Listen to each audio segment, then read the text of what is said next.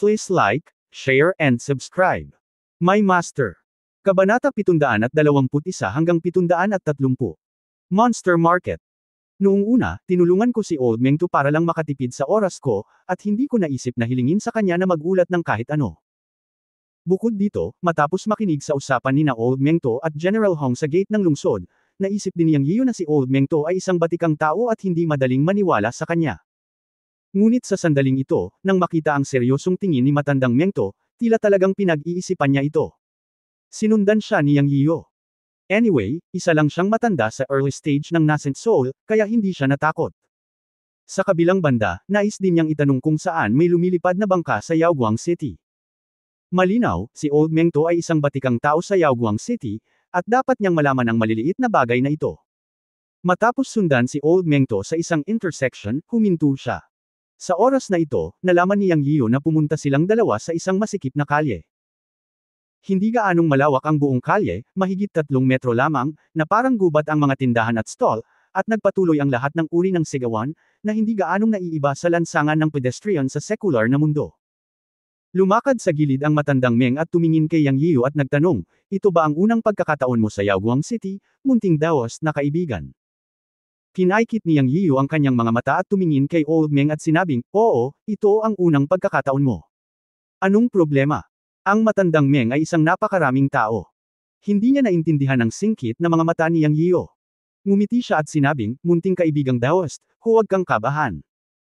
Bagamat ako ay isang palpak at bastos na tao, maaari kong makilala ang pagitan ng mahalaga at masama.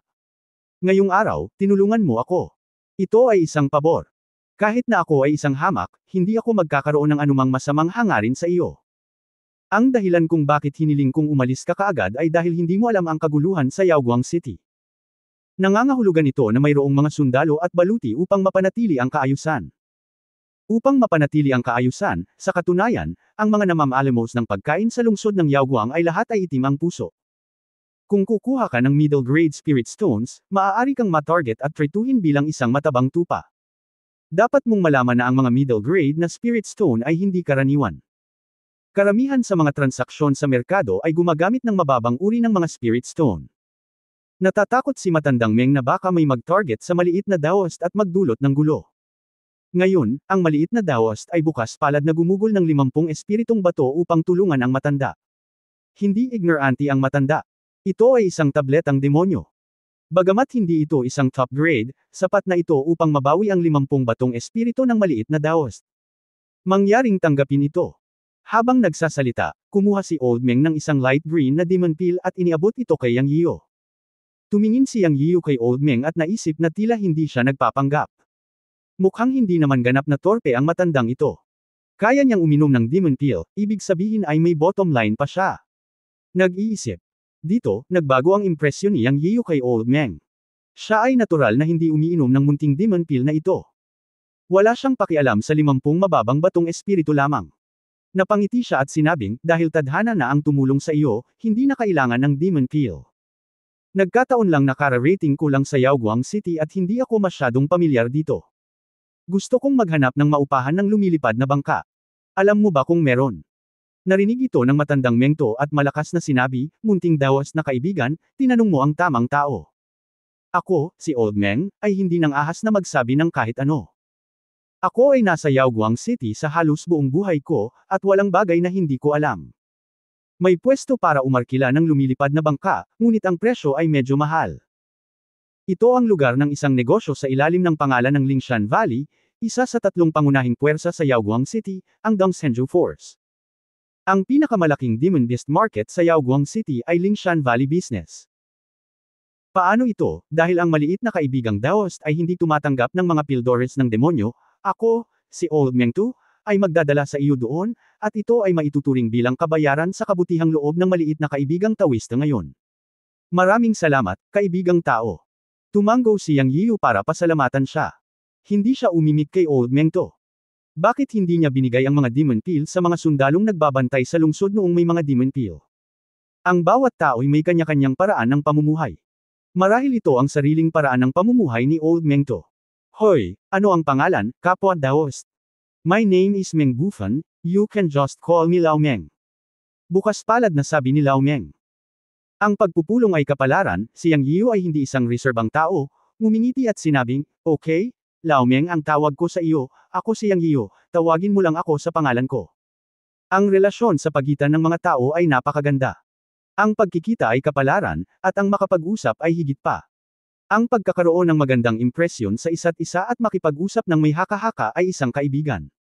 Sa this time, ganito sina Yang Yiu at Meng Bufan. Para kay Yang Yiu, ang pagtulong kay Lao Meng at ang pagbabago ng kanyang impresyon mula sa unang pagbabantay hanggang sa kasalukuyan ay ilang minuto lamang, ngunit sigurado siya na si Lao Meng ay hindi kasing buhong gaya ng sinabi ni General Huang. Sa pag-uusap, nakakausap niya ang sarili niya, at ang sarap sa pakiramdam. Kung gayon, tatawagan kitang Kuya Yang, nakangiting sabi ni Lao Meng. Hindi mahalaga, ito ay isang pangalan lamang, ang mga taong nagsasagawa ng Taoismo ay walang pakialam dito. Nakangiting sabi ni Yang Yiu. Makahulugang sinabi ni Lao Meng, sabi nga, ang mga taong nagsasagawa ng Taoismo ay mga tao rin ng palengke, kaya kailangan pa rin silang maging grounded. Hehe. Nagulat si Yang Yian nang marinig niya ito. Pakiramdam niya ay may saysay ang sinabi ni Lao Meng at naayon sa iniisip niya sa kanyang puso. Hindi niya naisip na pagkatapos magsanay ng Taoismo, kailangan niyang panindigan ang 7 emosyon at 6 na pagnanasa. Sa halip, naisip niya na dapat niyang ituloy ang pinanggalingan. Para kay Yang Yian, kung mas malapit sa buhay, mas marami ang tao. Pero hindi ko alam kung kailan nagsimula, parang nagbago ang takbo ng isipan niya, at marami na siyang nakakalimutang gawin na, pamilihan, gaya ng pagkain at pagtulog. Matapos marinig ang sinabi ni Lao Meng ngayon, ang kanyang estado ng pag-iisip ay parang isang malaking bato at isang malalim na pool, at maraming bagay ang biglang pumasok sa kanyang isipan. Biglang na-relax ng husto ang kanyang kalooban, ngunit mas naging apurado ang kanyang pagnanais na umuwi. Sa oras na ito, sinabi ni Lao Meng, "Brother Yang, dadaan ka sa pinakamalaking monster market sa Yaoguang City kapag pumunta ka sa Lingshan Valley Business. Dadalhin kita para tingnan. Ang halimaw na merkado sa Yaoguang City ay sikat sa buong Shanghai Realm. Kung pupunta ka sa Yaoguang City at hindi ka pupunta sa Monster Market, parang wala kang kwenta pumunta dito." Ngumiti si Yang Yiu at sinabing, "Salamat, Lao Meng." Matapos marinig ang mga salita ni Lao Meng, tila mas malinaw ang iniisip ni Yang Yiu, at bumuti ang kanyang estado ng pag-iisip. Anyway, kahit gaano siya kabalisa, hindi siya magmamadali. Mas mabuting pumunta at tingnan. Nag-shuttle ang dalawa sa crowd, nag-uusap habang naglalakad. Si Lao Meng ay isang chatterbox. Ipinaliwanag niya ang maraming bagay tungkol sa Monster Market at Yaoguang City kay Yang Yiu nang hindi nagtatanong si Yang Yiu, tulad ng isang senior guide. Kung may extrang spirit stone si Brother Yang, maaari mong isaalang-alang ang pagbili ng isang batang ibon at ibalik ito upang alagaan. Ang kinaiinggitan ng bawat magsasaka ay ang pagkakaroon ng lumilipad na hayop bilang isang bundok. Gayunpaman, ang mga adult na lumilipad na hayop ay medyo matalino.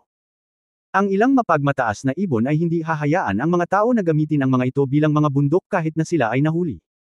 Mas gugustuhin pa nilang bumangga sa pader at mamatay kaysa sumakay dito. Ngunit ito ay naiiba para sa mga batang ibon. Matapos palakihin mula sa isang murang edad, sila ay magiging tapat sa kanilang mga Panginoon kapag sila ay lumaki, at sila ay napaka-epektibo.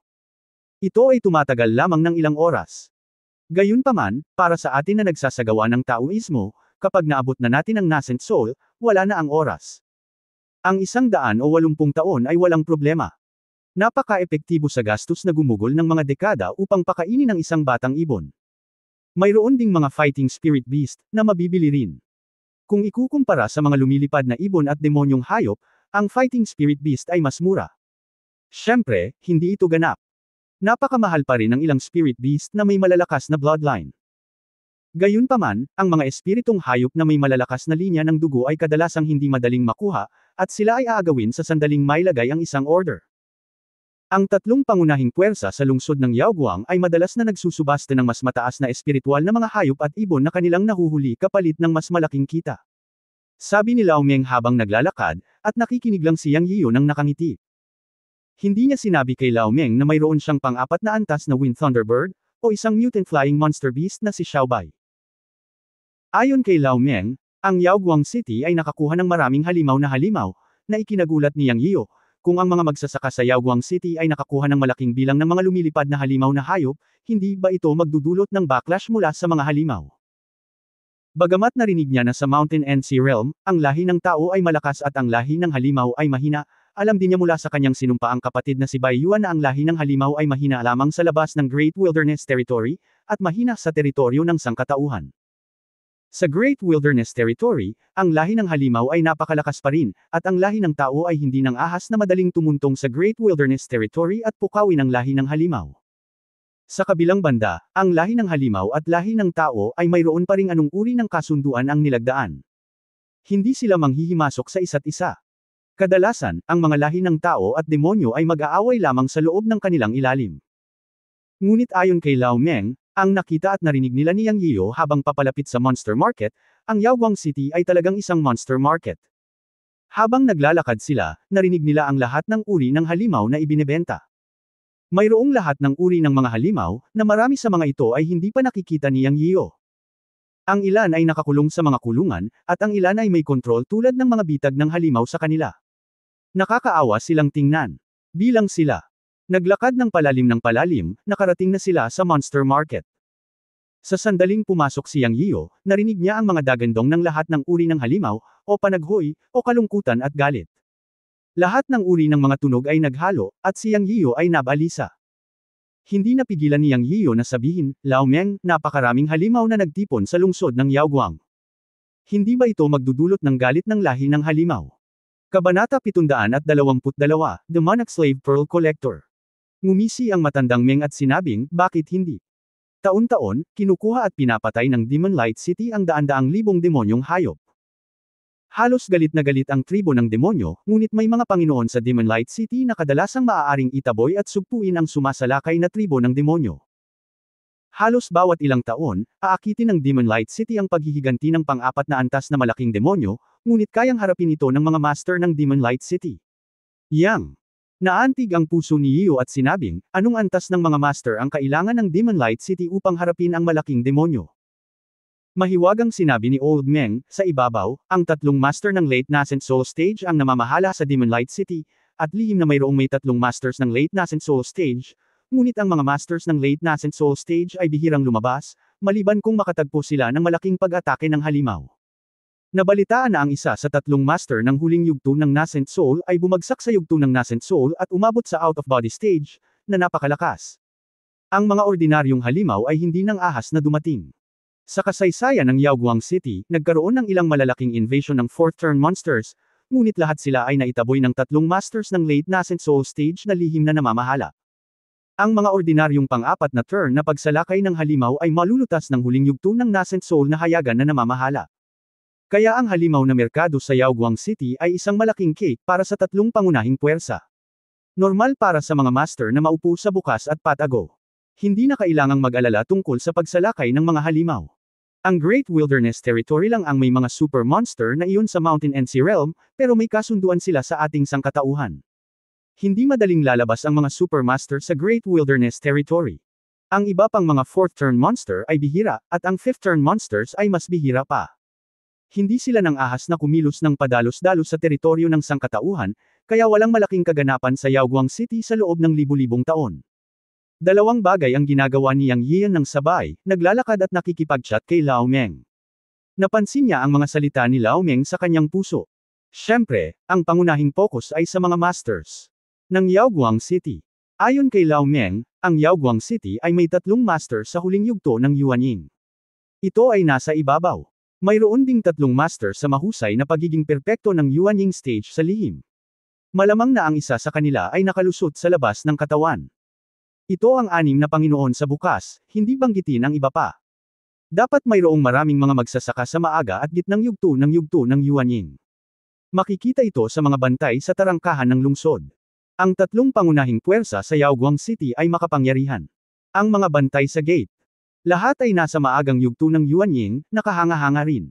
Ngunit ito rin ay nagpapakita na ang Yaoguang City ay hindi simple. Naisip ko na mas mabuting maging low profile. Kung tutusin, hindi ako pamilyar sa Mountain and Sea Realm. Halos 5 taon na ang nakalipas mula noong dumating ako sa Mountain and Sea Realm, ngunit hindi pa ako nakakapunta sa maraming lugar sa Mountain and Sea Realm. Sa 5 taon, mahigit 1 taon na siyang nasa mga minahan ng Jiaoyao City, at mahigit 1 buwan na siyang nakapunta sa Sanshio City kasama ang kanyang sinumpaang kapatid na si Bai Qi. 3 taon na siyang nasa Luofu Mountain. Sa katunayan, nakapunta na si Yang Yian sa mundo ng bundok. Wala akong masyadong alam sa Sea Realm. Sino ang nakakaalam kung anong uri ng kapangyarihan sa mundo ang Mountain and Sea Realm? Habang patuloy na sumusulong ang dalawa, tiningnan ni Yang Yian ang mga batang hayop na nakakulong sa mga kulungan. Bagamat sila ay mga halimaw, sila rin ay mga buhay at matatalinong nilalang. Sa kanilang mga mata, nakikita niya ang pagkabalisa at kawalan ng pag-asa sa kaibuturan ng kanilang mga mata. Sa sandaling ito, hindi maipaliwanag na naramdaman ni Yang Yian ang kalungkutan sa kanyang puso, at nagkaroon siya ng pagnanasa na buksan ng mga kulungan at mga bitag na nakagapos sa mga halimaw na ito at hayaan silang umalis upang makakuha ng kalayaan. Gayunpaman, sa sandaling lumabas ang ideyang ito, si Yang Yian ay natakot sa kanyang sarili at mabilis na pinatay ito. Alam niya na ang mga kahihinatnan ng paggawa nito ay maglalagay sa kanya sa isang hindi maibabalik na sitwasyon. Ang mga mapagkaibigang pag-iisip ay isang bagay, ngunit ang paggawa nito ay nangangailangan ng lakas. Kung walang lakas na gawin ito ay ang paghahanap ng kamatayan. Siya. Bumantong hininga sa kanyang puso at umiwas ng tingin. Hindi na niya ito pinapanood. Ang sobrang panunood ay makakadagdag lamang sa kanyang mga problema. May lakas ba siya para bigyan ng kalayaan ang mga halimaw na ito? Hindi niya maintindihan kung bakit bigla siyang nakaramdam ng simpatiya at awa sa mga halimaw. Let's live as soon as possible, sabi niya sa sarili. Kakausapin pa lang niya si Lao Meng, may narinig siyang kumakatok na gong. Pagkatapos ay isang malakas na boses ang tumunog, halika, halika at tingnan mo. Walang masyadong mataas na kalidad na mga alipin ng demonyo. First come, first serve. Sa oras na ito, ngumiti si Lao Meng at nagsabi, Kuya Yang, tara na at tingnan natin. Maaaring may pinakamataas na kalidad na mga alipin ng demonyo sa mga pinakamataas na kalidad na mga alipin ng demonyo. Medyo natarante si Yang Yiu nang marinig niya ang ngisi ni Lao Meng. Ni hindi niya alam kung ano ang demonyong alipin, kaya nagtanong siya ng casual, ano ang alipin ng demonyo. Natigilan si Lao Meng, ni hindi mo kilala ang isang demonyong alipin. Ahem, parang bumpkan si Yang Yiu sa mga sandaling iyon. Wala talaga siyang alam. Umubo siya at tumugon, sa totoo lang, nagsasanay ako sa kabundukan, at marami talaga akong hindi alam. Tumango si matandang Meng at hindi natawa kay Yang Yiu. Pagkatapos ng lahat, maraming mga magsasaka ang hindi nakikipag-ugnayan sa labas ng mundo sa loob ng 180 taon, kaya't normal na hindi nila alam. Pagkatapos ay ipinaliwanag ni Old Meng kay Yang Yiu, sa pagsasalita tungkol dito, ang mga demonyong alipin ay isang hindi nakasulat na deformed na industriya sa Yaoguang City. Pangunahing ginagawa ng Yaoguang City ang negosyo ng mga demonyong hayop. Maraming mga magsasaka ang masigasig sa pagpapalaki ng mga demonyong hayop, ngunit imposibleng gawin ito ng personal kapag sila ay bumalik upang palakihin ang mga demonyong hayop, kaya't ang propesyon ng mga demonyong alipin ay isinilang. Ang ibig sabihin ng mga demonyong alipin ay mga alipin ng mga demonyong hayop, kung tuwiran, naglilingkod sila sa mga demonyong hayop, kaya tinawag silang mga alipin ng demonyo. Noong una, ang propesyon ng mga demonyong alipin ay pinili ng ilang mga tao na walang talento sa paglilinang upang ipagpatuloy ang paglilinang, para sa mga mapagkukunan ng paglilinang, at iba pa. Upang sundin ng isang makapangyarihang Panginoon, upang pakainin ang mga demonyong hayop para sa kanilang mga Panginoon, at ang pagiging mga demonyong alipin ay ang pinakahamak na propesyon sa mga magsasaka. Walang sino man ang pipili na maging alipin ng demonyo maliban kung ito ay talagang kinakailangan, ngunit ang ilang mga tao ay hindi kailanman sumuko sa paghahangad ng ethereal na kalsada, ngunit wala silang mga mapagkukunan at kondisyon para sa paglilinang, kaya maaari lamang nilang piliin na maging mga alipin ng demonyo, umaasang sumunod sa isang malakas na tao at dagdagan ng ilang mga pagkakataon sa paglilinang para sa kanilang sarili. Sa una, ang industriya ng aliping demonyo ay kusang loob, ngunit sa paglaganap ng mga demonyong hayop na pinalaki ng mga magsasaka, ang mga aliping demonyo ay hindi sapat. Ang ilang malalaking puwersa at mga adventurer ay nagsimulang kumbonsihin ang mga tao para kumita, hinuhuli ang mga kabataang magsasaka na may mababang cultivation upang maging mga alipin ng demonyo, sa pagtatangkang makipagpalitan ng malaking kita. Sa palengke ng aliping demonyo, ang mga kabataan at magagandang babae ang pinakasikat, na sinusundan ng mga kabataang magsasaka na maganda at hindi masyadong matanda.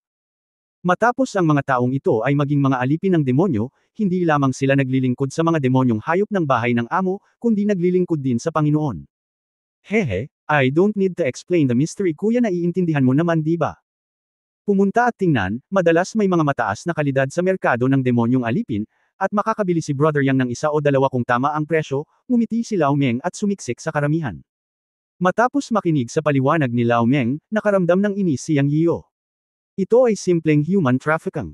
Hindi ko inaasahan na ang mundo ng paglilinang ay mayroon ding isang madilim na panig. Gusto niyang umalis, ngunit pagkatapos na makita si Lao Meng na sumiksik sa karamihan, wala siyang pagpipilian kundi ang sumunod sa kanya. Pagkatapos sumiksik sa karamihan, si Yang Yiyu ay tumayo sa tabi ni Lao Meng. Sa oras na ito, sinabi ni Lao Meng, Brother Yang, tingnan mo, mayroon talagang mga top-notch na babae sa mga bakal na kulungan sa entablado. Sila dapat ang mga pearl diver na nakuha ng Yin Yang Chamber of Commerce mula sa mga teritoryo sa ibang bansa. May mga alingaw-ngaw na mayroong mga half-human at half-demon pearl diver sa mga teritoryo sa ibang bansa. Ang mga ito ay likas na kaakit-akit at kaakit-akit, at ang pinakamahusay sa mundo. Maamo din sila at masunurin. Tingnan mo, totoo. Siyam na talaga sila this time. Mukhang gumastos ng malaking pera ang Yin Yang Chamber of Commerce para makuha sila sa pagkakataong ito. Zizi, maganda. Tiningnan ni Lao Meng ang mga pearl diver na nakakulong sa mga kulungang bakal sa entablado at nagkomento. Tumingin si Yang Yiyu sa stage.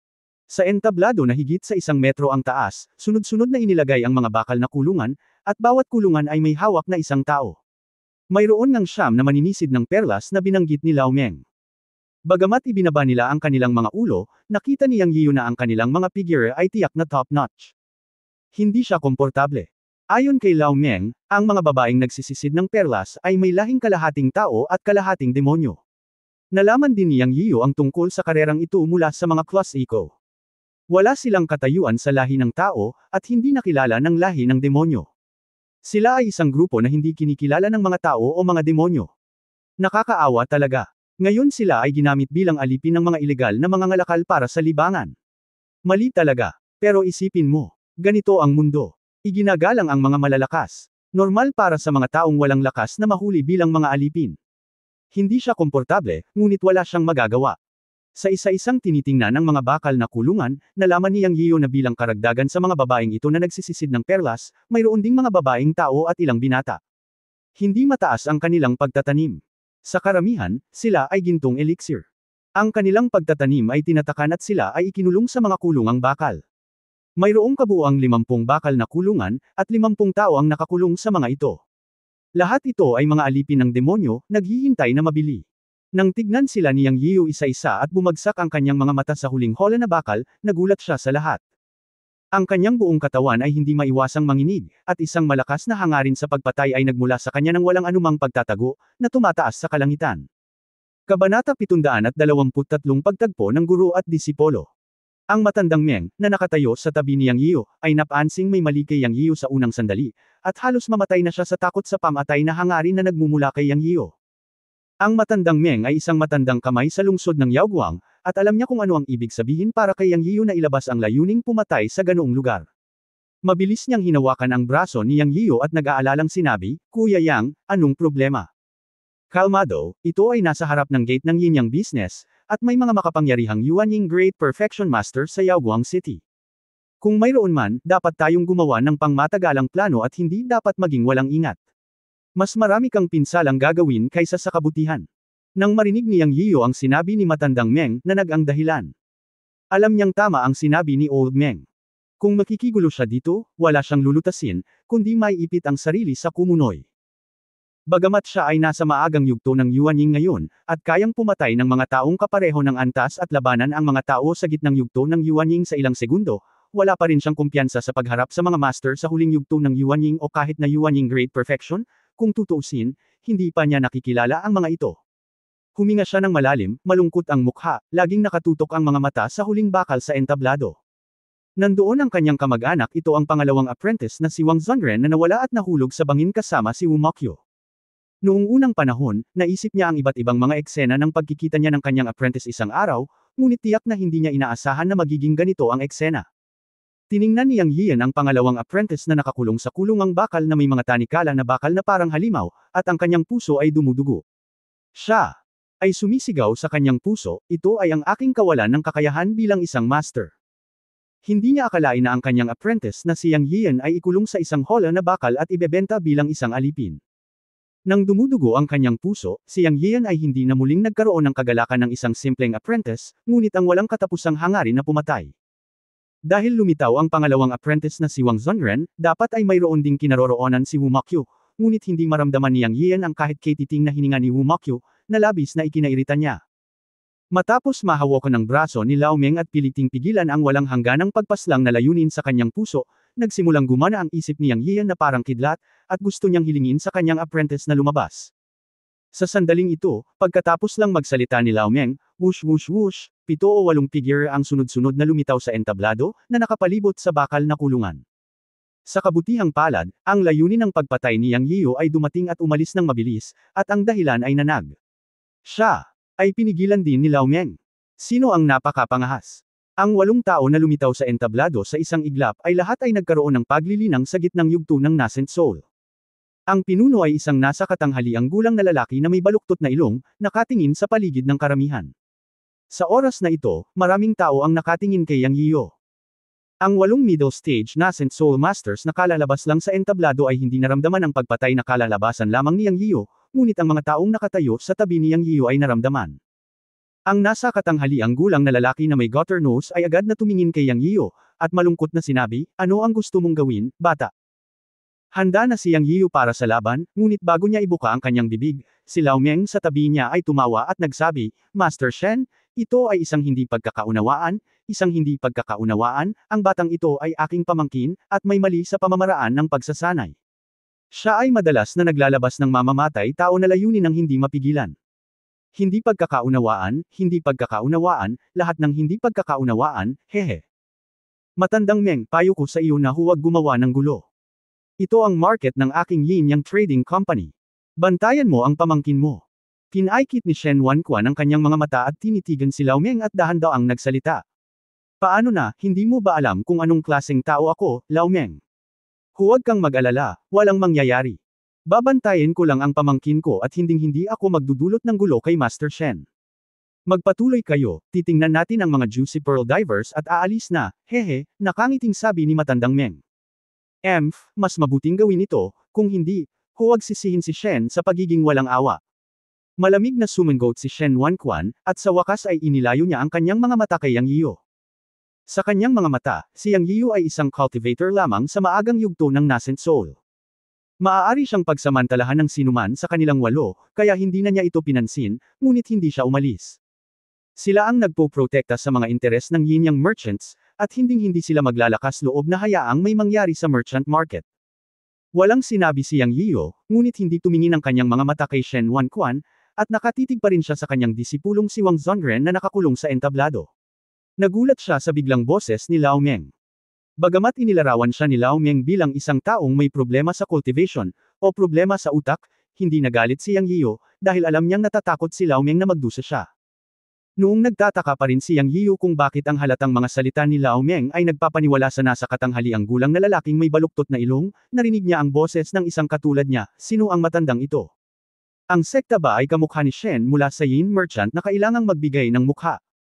Magsalita ka ng mahina, pamangkin, kararating mo lang dito at hindi mo alam na ang matandang Mengto na ito ay hindi ordinaryong tao. Halos buong buhay niya ay tumatambay sa Yaoguang City at isa siyang totoong matandang Soro. Maraming mga adventurer ang nangangaso at humahabol sa mga halimaw at iba pa, na lahat ay ginagawa ng mga kumpanya ng negosyo sa ilalim ng 3 pangunahing puwersa sa frontline ng lumang Mengto. Ang matandang ito ay isang senior local snake at pamilyar sa maraming adventurer na lumilitaw sa Yaoguang City. Kailan? Ang mga kumpanya ng negosyo sa ilalim ng 3 pangunahing puwersa ay kulang sa anumang likas na kayamanan o mga halimaw na bounty, kailangan nilang hanapin ang matandang Mengto upang makahanap ng mga profesional na adventurer para kumpletuhin ang mga ito. Higit sa lahat, may mga chismis na ang matandang Mengto ay nagkaroon ng antas ng paglilinang ng Yuanying Great Perfection noong unang panahon, ngunit sa hindi malamang dahilan, ang kanyang antas ng paglilinang ay bumaba sa maagang yugto ng Yuanying. Sa makatuwid, ang pagsasama-sama ng lahat ng uri ng mga kadahilanan, ang mga tao sa ilalim ng 3 pangunahing kumpanya ng negosyo ay kailangang magbigay ng mukha sa matandang Mengto, ngunit sinasabing ang matandang ito ay isang hamak, at maraming tao sa Yaoguang City ang nagmamahal at napupuot sa kanya. Nakikita ko. Hindi ba? Ang mga pabulong na talakayan ay umabot sa tainga ni Yang Yiu, at nalutas din ang mga pagdududa ni Yang Yiu tungkol sa matandang Meng. Hindi niya inaasahan na may ganoong nakaraan ang matandang Meng. Sa oras na ito, pumasok din sa tainga ni Yang Yiu ang boses ni Lao Meng at sinabing, "Brother Yang, pakinggan mo ang payo ng matanda. Nagkita ka ngayon at tinulungan mo ako. Ako, si Lao Meng, ay nagpapasalamat, kaya sinabi ko sa iyo ang totoo. Huwag mo siyang subukang patayin. Kung tutuusin mula sa iyong pagpatay na intensyon, tiyak na may mga pamilyar na kamag-anak at kaibigan sa entablado, tama ba?" Natigilan si Yang Yiu at nabigla, "Paano mo nalaman? Anong kakaiba sa ganitong bagay? Nakita ko na. Halos buong buhay ko ay nasa Yaoguang City na ako. Napakaraming tao na ang mga kamag-anak at kaibigan ay banihag at ginawang alipin ng demonyo. Maraming tao ang lumaban tulad mo para iligtas ang kanilang mga kamag-anak at kaibigan, ngunit ang ending ay pareho. Lahat sila ay binugbog hanggang mamatay ng mga tao ng negosyo. Walang sino man ang nagsamantala sa mga sumasamba sa tatlong malalaking kumpanya ng negosyo. Kaya huwag maging impulsive. Hindi naman sa mababa ang tingin ni Lao Meng sa kanyang mga kapatid.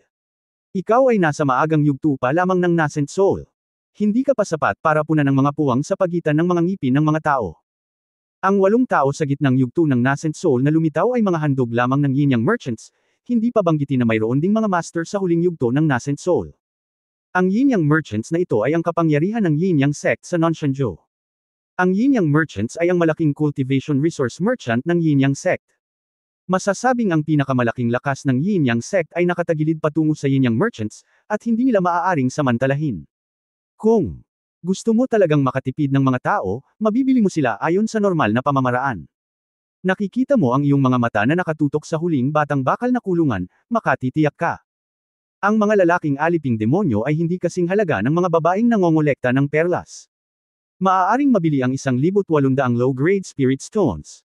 Ang layunin ay upang matagumpay na mailigtas ang mga tao. Kung magulo ka, kahit ako ay madadami. Higit pa rito, kung talagang maglakas loob kang lumipat, posibleng hindi makakaligtas sa kamatayan ang mga taong nais mong iligtas, di ba? Same time na hinikayat ni Matandang Meng, at pinakinggan ito ni Yang Yio. Bagamat hindi siya natatakot sa 8 taong ito sa gitnang yugto ng nascent soul, alam din niya na tama ang sinabi ni Old Meng. Ang unang bagay na dapat niyang isaalang-alang ay ang mailabas ng ligtas ang lupain. Huminga siya ng malalim, pumutok ang mga kasukasuan ng kanyang mga kamay at tumanggaw siya, "Salamat, Matandang Meng, alam ko."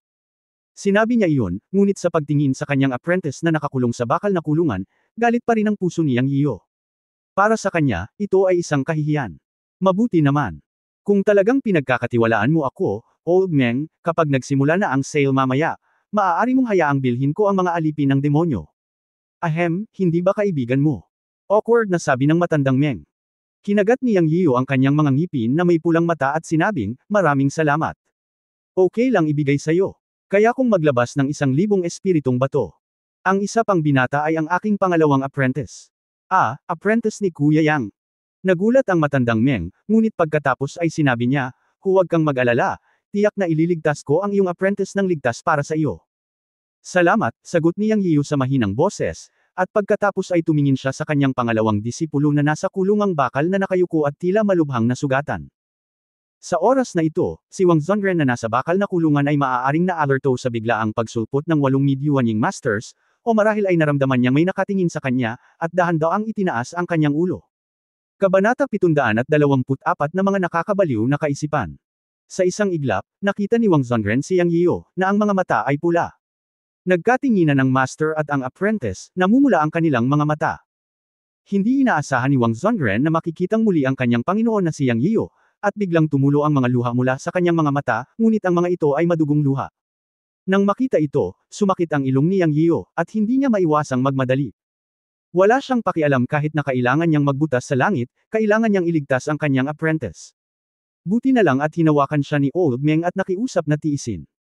Maraming naranasan si Wang Zongren at alam niya kung anong klaseng kapaligiran ito. Ibinuka niya ang kanyang bibig at hindi makagawa ng tunog, ngunit ang hugis ng kanyang bibig ay sumigaw ng 2 salita, "Guro." Pagkatapos ay ngumiti siya na may dugong luha at umiling sa kanyang master na si Yang Yio, at sinabi sa hugis ng kanyang bibig, "Guro, huwag kang mag-alala tungkol sa akin, umalis ka." Tila natakot siya na si Yang Yio ay sumugod palabas. Ngunit habang ginagawa niya ito, mas masakit ang puso ni Yang Yio. Paano siya makakaalis? Sa mahigpit na paghawak ni Lao Meng sa kanyang braso, huminga ng malalim si Yang Yio, pinilit na ngumiti sa kanyang apprentice, at ulong, "Magtiyaga, ililigtas ka ni Master." Sa sandaling lumabas ang mga salitang ito, ibinaling ni Wang Zongren sa bakal na kulungan ng kanyang mukha at paulit-ulit na umiling, na sinenyasan ng kanyang amo na umalis kaagad. Sa oras na ito, nagsalita ang matandang namamahala sa pag-auction sa mga demonyong alipin na ito sa entablado, na pinutol ang komunikasyon ni Yang Yio at ng kanyang apprentice. "Mga kapwa tawista, ang swerte mo ngayon. Ang aming Yin Yang Trading Company ay gumugol ng 1 taon at maraming lakas upang makakuha ng 9 na pearl diver mula sa mga teritoryo sa ibang bansa. Ang bawat isa sa kanila ay may pinakamataas na kalidad. Pinakamabuting bilhin sila bilang mga alipin ng demonyo. Siyempre, mas maraming gamit ang mga pearl divers kaysa dito. Hindi ko na kailangang magsabi ng marami dahil naiintindihan mo lahat. Maaaring manalo ang may pinakamataas na kalidad ng pearl divers. Mangyaring ihanda ang iyong mga espiritong bato at huwag palampasin. Siyempre, ang magagandang bagay ay isusubasta sa dulo. Ang panimulang presyo para sa mga pearl divers ay 10,000 low-grade spirit stones. Ngayon ay ibinebenta muna namin ang mga babaeng barbarian sa timog na nakuha namin mula sa lupain ng katimugang barbarian. Ang mga babaeng barbarian sa timog ay ang pinakamahusay sa pangangaso ng mga demonyo at bihira. Ang isang babaeng barbarian sa timog ay nagkakahalaga ng kabuuang 30 babaeng barbarian sa timog, at ang isang babaeng barbarian sa timog ay nagkakahalaga ng 3,000 mababang uri ng mga spirit stone. Ang presyo ay malinaw na minarkahan at nagsisimula na kaming ibenta ang mga ito ngayon. Matapos magsalita ang matanda, nagsimulang umakyat sa entablado ang ilang mga tao sa karamihan upang makipagkalakalan, habang ang iba naman ay may sapat na at bumubulong-bulong na ang mga babaeng barbaro sa timog ay masyadong sumasabog ang ulo at mamamatay sila kung hindi sila mag-iingat. Mas mainam na gumastos ng higit pang mga spirit stone at maghintay para makabili ng mga perlas na maninisid. Maraming mga tao ang talagang naglalayon sa mga batang babae na sumisid sa perlas, dahil ang mga batang babae na sumisid sa perlas ay talagang maganda, at walang sinuman ang makatiis sa figure at hitsura ng mga batang babae na sumisid sa perlas. Mabilis na lumipas ang oras, at ang 30 barbarian na babae sa timog ay mabilis na binili.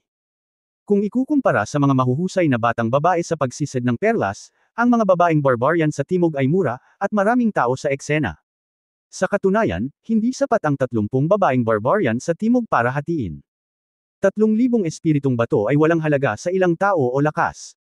Sa pagkakataong ito, ngumiti ang matanda at sinabing, sa susunod, pag-uusapan ko ang tungkol sa natitirang 11 lalaking alipin ng demonyo. Wala na akong sasabihin. Ito ay isang taong may ugat. Kung gusto mo, maaari mong bilhin ang mga ito pabalik. Maaari kang magtrabaho tulad ng isang baka o isang kabayo, sanayin silang mabuti, at magsilbing isang negel iligtas buhay na kalasag para sa master sa hinaharap, at maaari mo ring pangalagaan ang mga halimaw. Kung ikukumpara sa mga babae, mas abot kaya ang mga lalaking demonyong alipin. Wala na akong sasabihin. Ang isang lalaking alipin ng demonyo ay nagkakahalaga ng 2,500 mababang uri ng mga espiritong bato, simula ngayon. Yang. Nakinig si Yiyo sa mga salita ng matanda at nagsimulang kumuyam ng mahigpit ang kanyang mga kamay. Hindi lang niya tinatreto ang mga tao bilang tao. Ito ay masyadong hindi makatao. Hinawakan ni Lao Meng ang kanyang braso sa kanyang tagiliran, senyales na huwag mag-alala. Pinili ni Yang Yiyan na maniwala kay Lao Meng at pinigilan ang kanyang kalungkutan at naghintay. Marami pa rin ang nagnanais ng lalaking demonyong alipin. Naglabas si Yang Yiyan ng 30 piraso ng medium-grade spirit stones at ibinigay ito kay Lao Meng, hiniling kay Lao Meng na umakyat at tabyusan ang lalaki. Nang umakyat si Lao Meng sa entablado, may nangyaring hindi inaasahan. Isang binata ang lumabas mula sa likod ng entablado at lumapit sa matandang namamahala sa eksena at sinabing, inutusan ng pinuno ng Mugwonshi ang huling alipin ng demonyo na iwan at ibenta. Sinabi ng master na ang bata ay may swerte at kulang sa isang runner. Ang swerte din ng bata na manatili siya sa tabi niya. Oh, mataas ang tingin sa kanya ng master. Ang matandang lalaki na namuno sa eksena ay tumingin kay Wang Zongren, na nakakulong sa huling hola, at pagkatapos ay nagsabi, okay, may kukunin akong isang tao na kunin ang bata. No need, I can take him down myself, tulungan mo muna ang sa iyo. Nagpalitan silang dalawa ng magagalang na salita, at ang huli ay naglakad patungo sa kulungan kung saan nakakulong si Wang Zongren. Pagkatapos ay malakas na sinabi ng matandang namumuno sa pulong, bilasan ninyo, lahat. Ang huling demonyong alipin ay iniwan ng aming may-ari ng negosyo. Ibig sabihin may demonyo pang alipin. Limitado ang bilang. Kung nagmamadali ka, makukuha mo. Sa sandaling sinabi ito ng nasa katanghaliang gulang, biglang nagbago ang mukha ni Lao Meng sa entablado. Siya ay dumating para sa huli, ngunit ngayon siya ay iniwan ng Yin Yang business owner. Ano ang dapat niyang gawin? Ang iba ay hindi alam kung sino ang Yin Yang business owner, ngunit alam ni Lao Meng na ang may-ari ng Yin Yang business owner ay ang yumaong Yuanying strongman na lantarang nagbabantay sa 3 pangunahing puwersa. Kung gayon, si Yang Yiyu ay magkakagulo. Sa pag-iisip nito, nanginig ang puso ni Lao Meng at nagmadali siyang makita si Yang Yiyu. Bilang resulta, sa susunod na sandali, lihim na sinabi ni Lao Meng sa kanyang puso na ito ay masama, at iniisip pa rin niya na aliwin si Yang Yiyu na huwag maging pabigla-bigla at mag-isip ng paraan. Ngunit sa isang kisap mata, nakita niya ang isang sinaunang espada sa kamay ni Yang Yiyu, at ang buong tao ay biglang nawala. May malaking bagay na mangyayari, humagulgol si Lao Meng sa kanyang puso. Sa oras na ito, isang mamamatay na boses lamang ang narinig, sumisigaw, mamatay. Boses iyon ni Yang Yiyo. Nang lumabas ang binata, nakinig si Yang Yiyan sa pag-uusap ng binata at ng matanda, at alam niyang ito ang tanging paraan upang mailigtas ang kanyang apprentice. Labis na siyang nalulumbay. Kung hindi dahil kay Lao Meng, matagal na siyang nagmamadaling iligtas ang mga tao, ngunit pinigilan niya ang kanyang galit, at sa huli, hinintay niya ang isang kalokohang master na magsabi na gusto niyang panatilihin ang kanyang apprentice na si Wang Zongren. Paano kaya ito? Bilang isang master, pinapanood ang kanyang apprentice na nakakulong sa isang hola na bakal tulad ng isang halimaw, siya ay lubhang hindi komportable at nagkasala. Paano niya makikita ang kanyang apprentice, na sa wakas ay nakilala niya sa pamamagitan ng pagkakataon, na kinuha sa ilalim ng kanyang ilong? Nakikita niya na ang Sampei na Yin Yang Trading Company na ito ay isang black-hearted organization na hindi nagseryoso sa buhay ng tao. Bukod pa rito, ang pangalawang apprentice ay isa ng demonyong alipin, isang katayuan na mas mababa pa kaysa sa isang demonyong hayop. Kung siya ay kinuha, sino ang nakakaalam kung siya ay mabubuhay? Naisip ni Yang Yiyo kung paano siya at ang munting monghe ay nahuli ng Jiaoyao City upang magtrabaho bilang mga minero, at ilang beses silang nakaranas ng buhay at kamatayan. Ngayon ang kanyang apprentice ay itinuring na isang demonyong alipin, na isang etikete ng pagkakakilanlan na kahit ang pagkakakilanlan ng isang minero ay hindi kayang tiisin. Nagpasya siya, na kahit mamatay siya sa Yaoguang City ngayon, ililigtas niya ang kanyang apprentice. Sa karamihan, ang kanilang Panginoon ay mamamatay sa lungsod ng Yaoguang at hindi na muling magdurusa sa kahihiyan. Sa kanyang kasalukuyang antas ng paglilinang, hindi siya gugulo kahit minsan sa Yaoguang City. Kahit na lumitaw ang isang master ng Yumaong Yuanying, may kumpiyansa siyang makipagbuno sa kanya. Bukod, maaari siyang humingi ng tulong sa kanyang amo kung kinakailangan, at magkakaroon siya ng pagkakataong makatakas.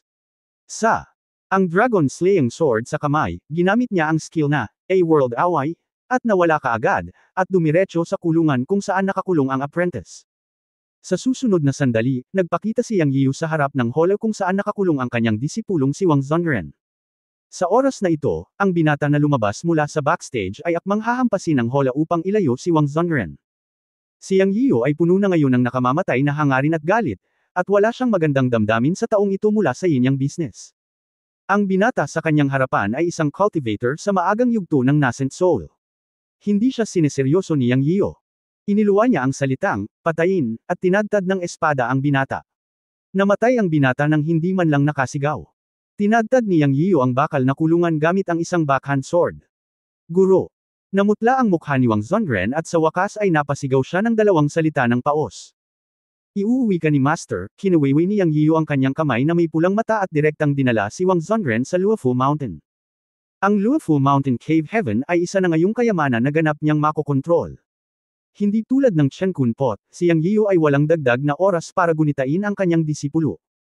Dahil sa oras na ito, sa wakas ay nag-react na ang 8 mid-stage nascent soul worshippers na nagbabantay sa stage. Hindi inaasahan ni Shen Wanquan na may isang taong magiging matapang para agawin ang mga demonyong alipin mula sa Yin Yang Trading Company. Matapang. Bastos.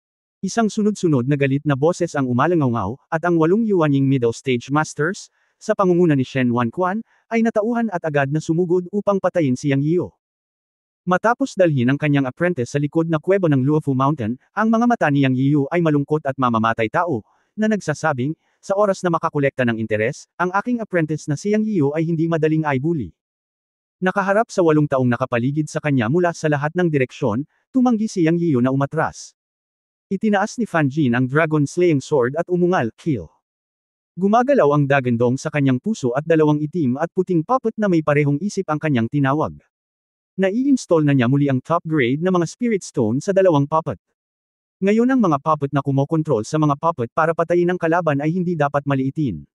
Pagkatapos si Daor ay pinakawalan din ni Yang Yiyu. Dahil nakapagdesisyon na siya, papatayin niya ang mga ito. Ngayon, tuturuan niya ng leksyon ang Yin Yang Trading Company. Kasabay nito, tiningnan ni Yang Yiyu ang mga alipin ng demonyo at mga demonyong hayop na nakakulong sa malalaking kulungang bakal, at isang nakatutuwang ideya ang pumasok sa kanyang isipan. Kabanata 725, Galit sa Demon Light City. Ang nakatutuwang ideya ni Yang Yiyan ay palayain ang lahat ng mga halimaw na nakakulong sa mga kulungan ng halimaw sa merkado ng halimaw. Maaari mong isipin kung anong uri ng eksena ito kung ang lahat ng 10,000 halimaw sa merkado ng halimaw ng lungsod ng Yaoguang ay ilalabas. Bagamat karamihan sa mga halimaw sa merkado ng halimaw ay mga batang hayop, walang kakulangan ng mga halimaw na nasa hustong gulang, ngunit ang bilang ay maliit. Gayunpaman, kakaunti lamang ang mga halimaw na may lakas sa pakikipaglaban sa buong merkado ng halimaw. Mayroong maraming pang-apat na antas na mga halimaw sa kanila. Bukod dito, kahit na ang ilan sa mga halimaw ay mga batang hayop, mayroon silang mga high-level na bloodline, at ang kanilang lakas sa pakikipaglaban ay kamangha-mangha kapag sila ay sumabog. Anyway, lahat naman. Alam ni Yang Yian na mula sa sandaling magsimula siya, walang pag-urong.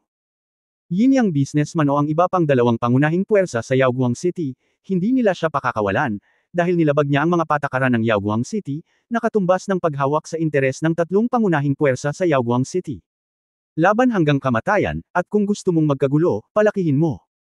Ang pagpapakawala sa mga halimaw sa merkado ng halimaw ay isang pagkakataon para sa kanya na umalis sa lungsod ng Yaoguang. Kapag nagkagulo ang Yaoguang City, mas malaki ang posibilidad na makatakas siya. Matapos mag-isip tungkol dito, nagpasya siyang gawin ito. Sa oras na ito, 8 master sa gitnang yugto ng Nascent Soul ang dumating upang umatake. Malamig na sumangot si Yang Yio, hawak ang Dragon Slaying Sword sa kanyang kaliwang kamay, at ang Xuanhuang Sword ay pinakilos, at itinaas niya ang espada upang pumutol ng walang awa. Ang tatlong strike mahiwagang kapangyarihan ng kanang kamay buto ay ginanap sa isang hininga. Ngayong narating na niya ang Nascent Soul Realm, ang kapangyarihan ng Handbone Magical ni Yang Yio ay hindi na kasing hirap gaya ng dati. Nagagawa niya ito sa isang hininga, at ang kapangyarihan ay mas malaki kaysa dati. Ang 3-strike Handbone Magical Power ay nabasag, kasama ang Xuanhuang Sword Energy, ito ay talagang hindi isang bagay na maaaring kunin ng ordinaryong Nascent Soul Cultivator. Bagamat siyang ay nasa unang bahagi pa lamang ng Nascent Soul, mayroon pa ring pagkakaiba sa pagitan niya at ng mga master na ito sa gitnang yugto ng Nascent Soul, ngunit sa mga tuntunin ng nilalaman ng ginto, ang mga taong ito ay talagang hindi maihahambing. Una sa lahat, si Yang Yio ay may pambihirang 5 elementong espiritual na ugat na katangian, na maaaring sumipsip ng 5 elemento ng mundo para sa kanyang sariling paggamit. Ang ganitong mga espiritual na ugat ay walang silbi sa mundo ng paglilinang, dahil ang bilis ng paglilinang ay mas mababa kaysa sa isang espiritual na ugat. Kung nais mong pagbutihin ang iyong antas ng paglilinang, dapat mong gawing perpekto ang lahat ng 5 elemento, na isang bagay na hindi magagawa ng maraming magsasaka. Gayunpaman, ang problemang ito ay ginawa ni Yang Yio dahil siya ang may pinakamataas na paraan ng paglilinang sa mundo. Ang Chen-kun Creation Gong ay isang paraan na lumitaw sa Chen-kun Pot. Kahit na ang Panginoon ni Yang Yio, ang 12 kapigatian na nakakalat sa walang kamatayang si Yun Changxi, ay hindi nakikita sa pamamagitan nito, na nagpapakita ng pagiging espesyal ng Chen-kun Creation Gong. Bilang karagdagan, ang Chen-kun Creation Gong ay sumisipsip at nagpino ng espiritual na enerhiya ng langit at lupa, at maaari itong pinuhin sa anumang paraan na sinisipsip nito, na bumubuo para sa kawalan ng mabagal na bilis ng paglilinang. Sa ganitong paraan, ang 5 elementong espiritual na ugat na konstitusyon ay naging isang buong kwalifikasyon sa bibig ni Master Yun Changxi. Bilang karagdagan, si Yang Yian ay may isang master na isang nakakalat na immortal na supremo at ang kanyang sariling kapalaran, naganap na nagsagawa ng mga pakinabang at potensyal ng 5 elementong espiritual na ugat na konstitusyon. Sa karamihan ng mga kaso, maaari niyang sugpuin ang parehong antas sa parehong kaharian, na nagbigay sa kanya ng kapital upang lumaban sa mga antas. Maraming komprehensibong bentahe na pinagsama-sama ang nagbigay daan kay Yang Yian na lumaban sa iba't ibang antas mula noong pumasok siya sa cultivator, at kitang-kita ang kanyang kalamangan. Bukod dito, nang makamit niya ang gintong elixir, nakamit niya ang 10 turn golden elixir, na halos isang mythical golden elixir.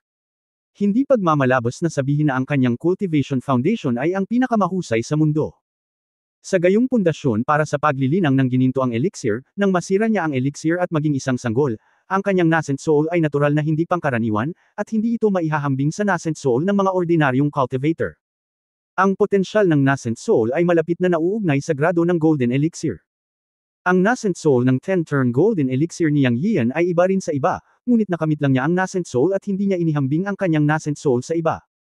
Sa Luofu Mountain, maaari niyang patayin ang mga cultivator sa maagang yugto ng Nascent Soul sa ilang segundo, at nagawa niyang sugpuin ang mga cultivator sa gitnang yugto ng Nascent Soul. Maaari pa niyang patayin ang mga magsasaka sa tuktok ng gitnang yugto ng Nascent Soul, tulad ng Black Flower Granny, 100 Changes God, at Shanmu Daoist.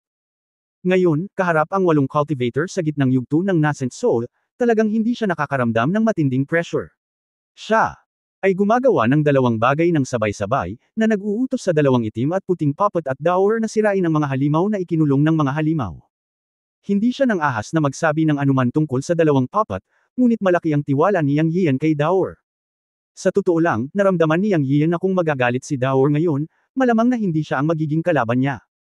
Nasa kanya ang ideyang ito dahil ginamit ni Yang Yian si Daor para patayin ang Black Flower Granny noong nakaraan, at ang kanyang pag-atake ay isang one-shot kill. Bilang karagdagan, ang bilis ni Daor ay parang multo, at ang kanyang matutulis na mga paa ay naging madali para sa kanya na tumaga ng mga espiritual na sandata tulad ng pagbabalat ng patatas. Angkop na hayaan si Daor na palayain ang mga nakakulong na halimaw. Hanggat maputol ang hola o bilog sa halimaw, magiging malaya at makapangyarihan ang halimaw. Magiging kakaiba kung ang lungsod ng liwanag ng demonyo ay wala sa kaguluhan. Patayin. Sinugod ni Shen Wanquan si Yang Yiu na may nakamamatay na tingin, ngunit sa sumunod na sandali ay tumayo ang kanyang balahibo. Ikanaway ni Yang Yiu ang sinaunang espada sa kanyang kamay, at biglang tumawid ang isang lakas ng espada na 3 o 4 na talampakan ng haba. Ang lamig ng enerhiya ng espada ay mararamdaman mula sa malayo, na sadyang hindi magagapi. Si Shen Wanquan ay hindi pa nakakaramdam ng ganoon kalakas na enerhiya ng espada, at agad na nabigla at nagsabi, umalis. Si Shen Wanquan ang unang umatras ng mabilis sa isang dagandong. Ang unang hakbang ni Yang Yiu ay isang killing move, kaya paano niya sila mabibigyan ng pagkakataon? Ang natapos na produkto ng 3-strike hand bone magic ay nahulog, ganap na pinutol ang kanilang pag-urong. Boom boom boom. Isang malaking mapurol na tunog ang tumunog sa field. Sa isang iglap, ang lakas ng espada ni Yang Yiu at si Shen Wanquan at ang iba pa ay lumaban ng gusto, at 3 espada ang biglaang ibinaba. Ang 8 Mid-Yuanying Masters ay tinadtad ng sword energy ni Yang Yiu habang sumisigaw. Sa isang kisap mata, ang 8 Mid-Yuanying Masters ay agad na pinatay ni Yang Yiu nang walang anumang pagtutol. Lumipad ang alikabok sa bukid, umusok ang usok, at nawasak ang pangunahing tarangkahan ng palengke ng Yin-Yang Merchants. Sa oras na ito, hindi man lang tiningnan ni Yang Yiu ang mga katawan ng 8 tao sa lupa, at sumulong. Nakaon. Sa entablado, ang matandang lalaki na namuno sa pagbebenta ng mga alipin ng demonyo ay isang magsasaka sa tuktok ng gitnang yugto ng Nascent Soul. Noong una ay naisip niya na sayang ang talento para kay Shen Wanquan at 8 tao na patayin si Yang Yiu, ngunit hindi niya inaasahan na papatayin ni Yang Yiu si Shen Wanquan at 8 tao sa ilang hininga. Sa mga oras na ito, pawis na pawis ang matanda. Ang unang bagay na naisip niya ay hindi upang patayin at sugpuin si Yang Yiu, ngunit hilingin sa mga tao na dalhin ang 9 na babaeng nagsisisid sa perlas sa mga kulungang bakal sa entablado. Basta. Biro, bagamat mas mataas ang kanyang cultivation kaysa kay Shen Wanquan at iba pa, hindi ito ganoon kataas. Nagtulungan ang 8 tao at lahat sila ay nasa gitnang yugto ng Nascent Soul. Sila ay pinatay ni Yang Yiu sa isang mabagsik na paraan.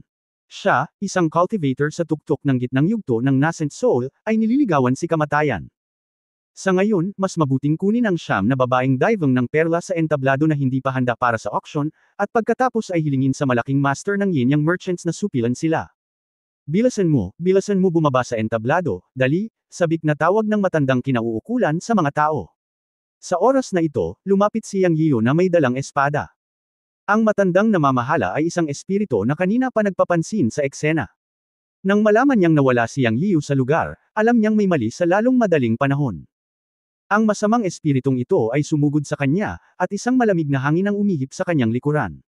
Nang hindi nag-iisip, isang set ng baluti ang lumitaw sa kanyang katawan. Wala na siyang pakialam sa babaeng sumisid ng perla sa entablado. Ang kanyang buhay ay mas mahalaga sa sandaling ito. Bang! Ang lakas ng espada ni Yang Yiu ay tinadtad ang matandang lalaki ng mahinang pag-ungol, at ang huli ay lumipad palabas na may mahinang pag-ungol. Marahil ang baluti sa matandang namamahala ay may papel. Hindi siya pinatay ng espada ni Yang Yiu, ngunit sinamantala niya ang momentum para makatakas. Hindi siya hinabol ni Yang Yiu. Gusto lang niyang mabilis na sirain ang merkado ng halimaw. Mahigpit ang oras. Wala na siyang panahon para hintayin ang Yuanying Master sa Yaoguang City na lumabas. Bumaba siya sa entablado, inihagis ang kanyang espada, at pinatay ang ilang kabataang monghe ng Jindan na nakasuot ng uniforme ng Yin-Yang Merchants. Biglang sumigaw ng takot sa bakal na kulungan. Nilingan niya ang subconsciously, at ngayon ay nakikita na niya ang mga pearl diver na nakakulong sa bakal na kulungan. Napakaganda ng kanilang mga facial features na para silang mga espiritu sa mga mata ni Yang Yiu. Ang mga maninisid ng perlas. May asul na buhok at mga mata na parang dagat. Ang kanilang mga tainga ay iba sa mga normal na tao, matulis at pula. Isa-isa silang natakot sa mga kulungang bakal, at ang kanilang asul na mga mata ay napuno ng nakakaawang takot. Huwag kang matakot, ilalabas kita. Napabuntong hininga siya sa kanyang puso. Gayunpaman, umiral ang Luofu Mountain, at ang pagliligtas ng mga tao sa kanyang mga kamay ay isa ring mabuting gawa. Pagkatapos sabihin iyon, ikinaway niya ang kanyang kamay at dinala ang siyam na maninisid ng perlas sa Luofu Mountain. Kabanata 726, isang malaking kalamidad. Nakaramdam na ng habag si Yang Yiyo sa mga nakakulong na demonyong alipin at halimaw. Ngayon ay nailigtas na niya ang mga nasa abot tanaw niya, na naging dahilan upang maging mas bukas ang isipan niya at napawi ang kanyang mga alalahanin. Pagkatapos, pagkolekta ng siyam na Pearl Diver at ang kanilang mga bakal na kulungan sa Luofu Mountain Cave Heaven, huminto si Yang Yiyo at sumugod sa bulwagan ng Yinyang Merchants Market. Naging kidlat siya at humarap sa isang venue na kasing haba ng nakikita niya. Ito ay hindi bababa sa ilang libong metro ang haba at mukhang isang palengke. Hindi niya alam kung ilang halimaw ang nakulong. Ang layunin ni Yang Yiyo ay napakalinaw, dalawang salita lamang pagkawasak. Saan man siya dumaan, ang dragon slaying sword sa kanyang kamay ay umindayog na parang kidlat, at ang lakas ng espada ay nasa lahat ng dako. Boom boom boom. Lahat ng mga kulungan na may hawak na mga halimaw ay binuksan niya. Malaki man o maliit ang mga halimaw, ginamit niya ang dragon slaying sword para piliting hatiin ang mga hola. Ilang sandali pa ay umalangaw ang dagandong ng langit. Ang mahabang dagandong ng iba't ibang halimaw ay umalangaw sa buong Yaoguang City. Sa pakikinig sa mga dagandong ng mga halimaw na ito, pabilis ng pabilis ang pagkilos ni Yang Yiyo. Alam niya na ang mahabang dagandong ng mga halimaw na ito ay hindi may iwasang maalarma ang mga master sa Yaoguang City, at dapat silang lumabas sa lalong madaling panahon. Wala pang 3 paghinga, pinakawalan ni Yang Yiyo ang lahat ng halimaw na nakakulong sa daing ng mga Yinyang merchant. Hindi kinalkala ni Yang Yiyo kung gaano karaming mga halimaw ang pinakawalan, ngunit halos tinansya niya na hindi bababa sa 1,000. Ilang sandali, ang halimaw na merkado na kabilang sa Yinyang merchants ay nagulo. May mga taong nagbabantay o nagpapalaki ng mga halimaw sa pagitan ng bawat kulungang bakal sa buong daing, ngunit napakababa ng kanilang pagtatanim. Hindi sila matangkad, at hindi nila mapigilan si Yang Yiyo. Kahit na sinubukan nilang pigilan si Yang Yiyo, ang kanilang bilis ay napakabilis na makikita lamang nila ang kanyang after image. Wala silang kakayahan na gawin iyon. Sa oras na nag-react sila, libu-libong halimaw ang pinakawalan ni Yang Yiyo mula sa mga kulungan ng halimaw. Ito ay isang kalamidad para sa mga taong ito. Karaniwan nilang inaalagaan ang mga halimaw, ngunit madalas nilang ginagamit ang halimaw na letigo na espesyal na ginagamit upang sanayin ang mga halimaw na talunin sila. Noong malaya ang mga halimaw na ito, ang mga taong ito ang unang nagdusa. Tunog ang huni ng mga multo at lobo. Ang dagandong ng mga halimaw, ang panaghuy ng mga taong ito, at ito ay ganap na magulo. Maraming tao ang namatay sa kuko ng mga halimaw. Walang awas si Yang Yiyo dito. Alam niyang kung malambot ang puso niya sa oras na ito, siya ang mamamatay. Bukod pa rito, ang mga taong ito ay pawang mula sa Yinyang Company, at tiyak na nakagawa sila ng maraming pagpatay tuwing karaniwang araw. Anyway, silang lahat ay kaaway niya, at pinatay ng isang halimaw. Ito ay karma. Sa oras na ito, narinig ni Yang Yiyo ang nakakabinging dagandong ng isang halimaw na daan-daang metro ang layo. Alam niyang nagtagumpay si Daor. Karaniwang sinira ni Daor ang mga kalye sa daan, nagbukas ng sunod-sunod na halimaw na hola, at naglabas ng mas maraming halimaw kaysa Yang Yiyo. Anyway, nagkagulo ang buong monster market. Ang mga tao na unang nakapaligid sa Yinyang business ay natigilan sa biglaang pag-atake ni Yang Yiyo. Pagkatapos ay winasak ni Yang Yiyo, Daor at ng dalawang itim at puting puppet ang merkado ng halimaw at naglabas ng hindi mabilang na mga halimaw. Nang tumunog ang nakakabinging dagandong ng halimaw, isa-isang natauhan ang mga taong ito, at alam nilang lahat na magbabago ang mga bagay-bagay. Ang mga nakakulong na halimaw na ito sa merkado ng halimaw ay nakalaya mula sa kanilang mga pagpigil sa gitna ng Yaoguang City, na mga ngahulugan ng isang halimaw na sakuna para sa Yaoguang City. Lahat sila ay nagkalat na parang mga ibon at hayop, at ilang matatalinong tao ang tumakbo palabas ng lungsod na parang sila ay namamatay. Bagamat alam ng lahat na may mga Panginoon sa lungsod ng Yaoguang na kayang sugpuin ang ika-4 o maging ang ika-5 antas na halimaw, ang mga Panginoon ng 3 pangunahing puwersa ay hindi maaaring hulihin at sugpuin ang mga halimaw ng isa-isa. Kung gagawin nila ito, sa oras na masugpo ang mga halimaw, ang Yaoguang City ay naging purgatorio na. Kaya ang pinakakagyat na bagay ay umalis muna sa lugar ng kaguluhan. Ang pinakamapait sa mga taong ito ay si Lao Meng. Sinabi niya sa publiko na si Yang Yiyo ay kanyang pamangkin, at ngayon si Yang Yiyo ay talagang nang-ahas na gumawa ng gulo sa Yaoguang City. Hindi alam ng iba ang katakutan ng 3 pangunahing puwersa sa Yaoguang City, ngunit alam ito ni Lao Meng. Ang 3 pangunahing puwersa sa Yaoguang City ay kabilang sa 3 pangunahing sekta sa 3 kontinente, at silang lahat ay makapangyarihang mga sekta. Hindi kalabisan na sabihin na magiging isang malaking problema para sa kanya ang pagkakaroon ng paninindigan sa hinaharap, maliban kung umalis siya sa teritoryo ng bundok. Sinasakop ng sangkatauhan ang teritoryo ng Dashan. Ang buong teritoryo ng Dashan ay binubuo ng 5 kontinente. Ang 3 pangunahing puwersa sa silangan, kanluran, timog, hilaga at gitna ay nagmula sa 3 kontinente ayon sa pagkakabanggit, na sumasakop sa karamihan ng teritoryo ng Dashan. Ngayon alam na ni Lao Meng na siya ay niloko ni Yang Yiyo, at ang 3 pangunahing puwersa ay tiyak na makikipag-ayos sa kanya. Bukod dito, batay sa pagkaunawa ni Lao Meng sa lakas ng 3 pangunahing puwersa sa Yaoguang City, hindi niya akalain na makakatakas si Yang Yiyo mula sa Yaoguang City sa kahihiyan matapos gumawa ng ganitong karumal-dumal na krimen. Sa ngayon, naisip ni Lao Meng sa kanyang puso na dapat niyang lisanin ang lungsod ng Yaoguang sa lalong madaling panahon at humanap ng ibang paraan. Kung maaari siyang manatili sa Yaoguang City o maging ang buong teritoryo ng Dashan sa hinaharap ay hindi alam. Kuya Yang, niloloko mo ako, Lao Meng, si Lao Meng, na nasa napakakomplikadong mood, ay nagreklamo at bamulong, at mabilis na pumunta sa gate ng lungsod. Hindi siya nanatili para tulungan si Yang Yiyo. Tutal ngayon lang sila nagkakilala. Ang dahilan kung bakit niya tinulungan si Yang Yiyo ngayon ay dahil iniligtas siya ni Yang Yiyo sa gate ng lungsod. Hindi niya inaasahan na sa bandang huli, ang mga dagdag niyang salita tungkol sa pamangkin ay makakatakas sa kanya. Hindi ko alam kung bakit, bagamat nagreklamo si Lao Meng tungkol kay Yang Yiyo, hindi siya makapagreklamo sa kanyang puso. Sa halip, unti-unting nag-aapoy ang matagal nang nawawalang pagnanasa. Kalimutan mo na, lahat may kabataan. Ako, Lao Meng, hindi kita sinisisi. Kung makakatakas ka sa Yaoguang City ngayon, ako, si Lao Meng, ay ibebenta ko ang aking sarili sa iyo. Tumakbo si Lao Meng at kinausap ang sarili.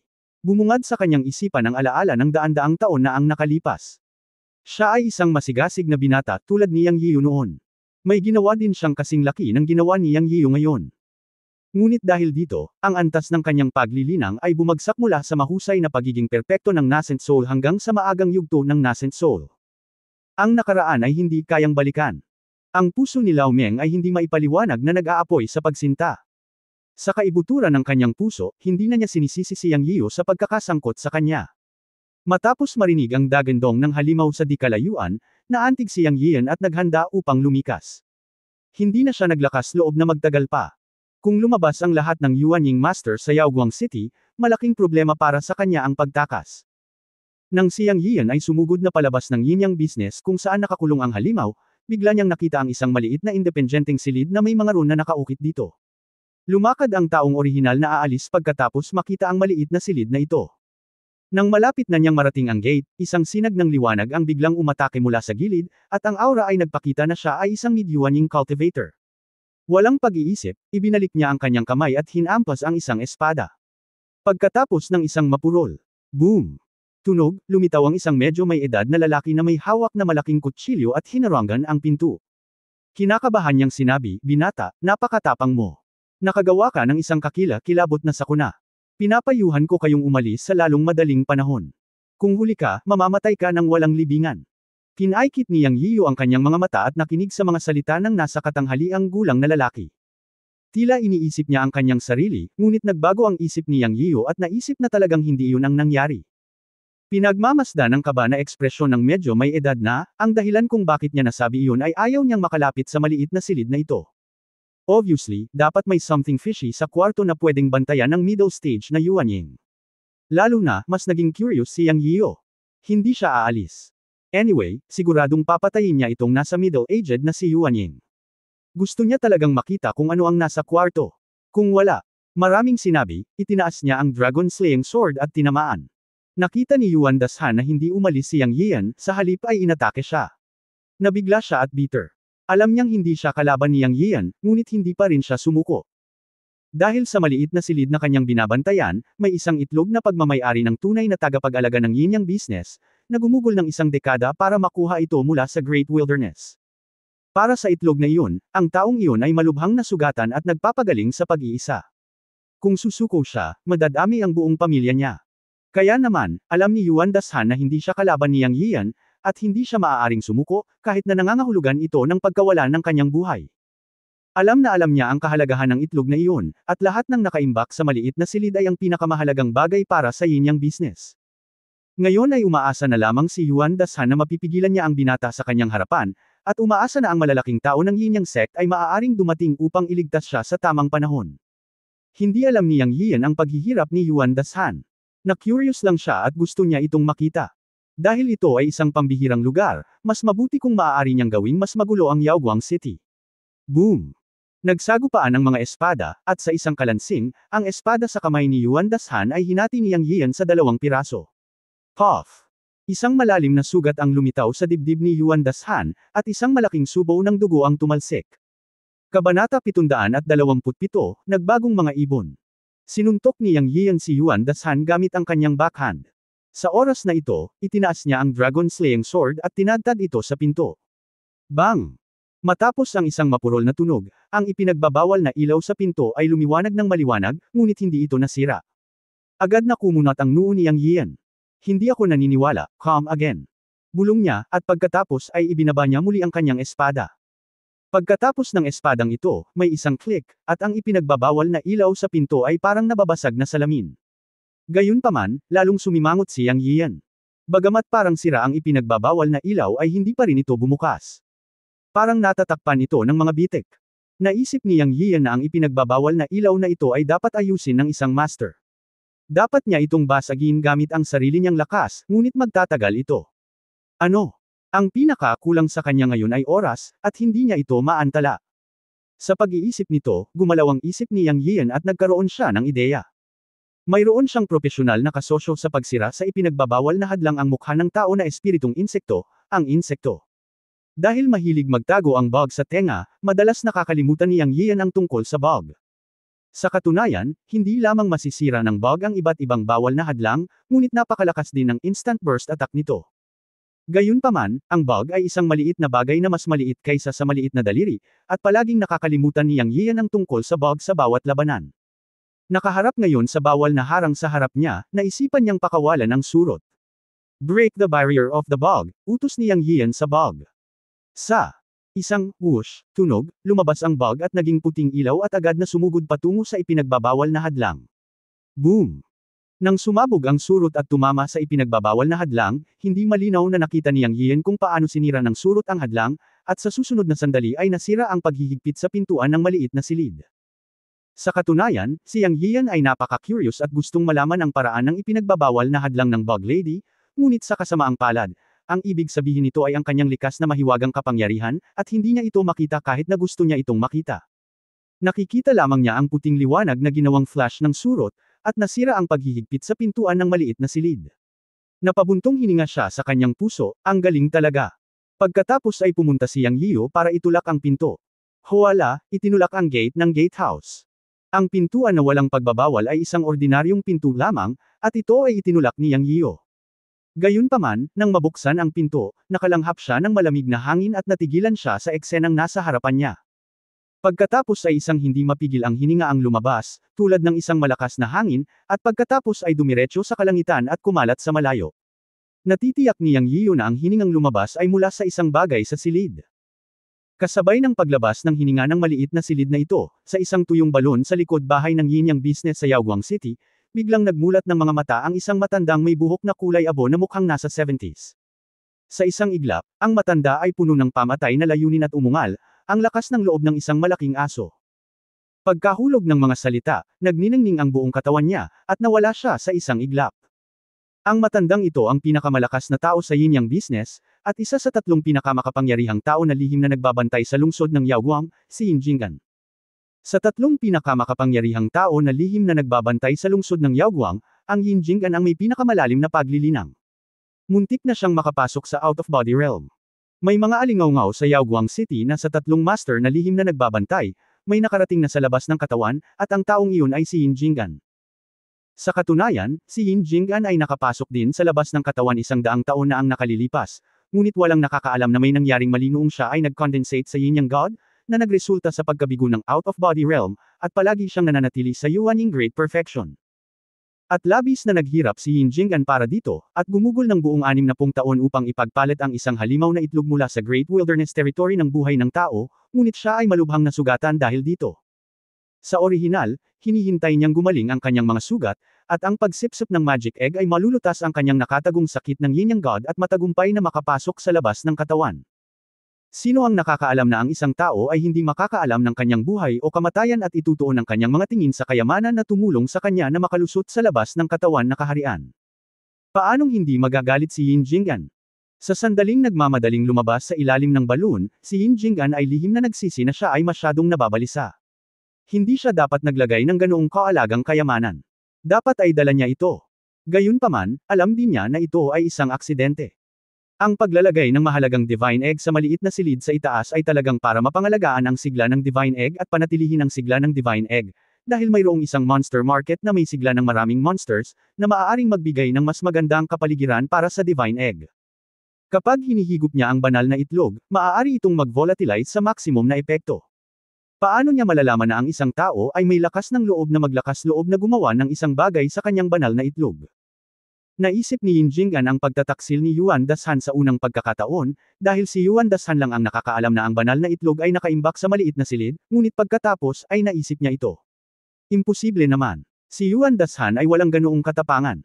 Nasa kanyang mga kamay ang buhay ng kanyang matandang pamilya Yuan. Hindi magnakaw si Yuan Dashan sa publiko. Sino ang napakatapang?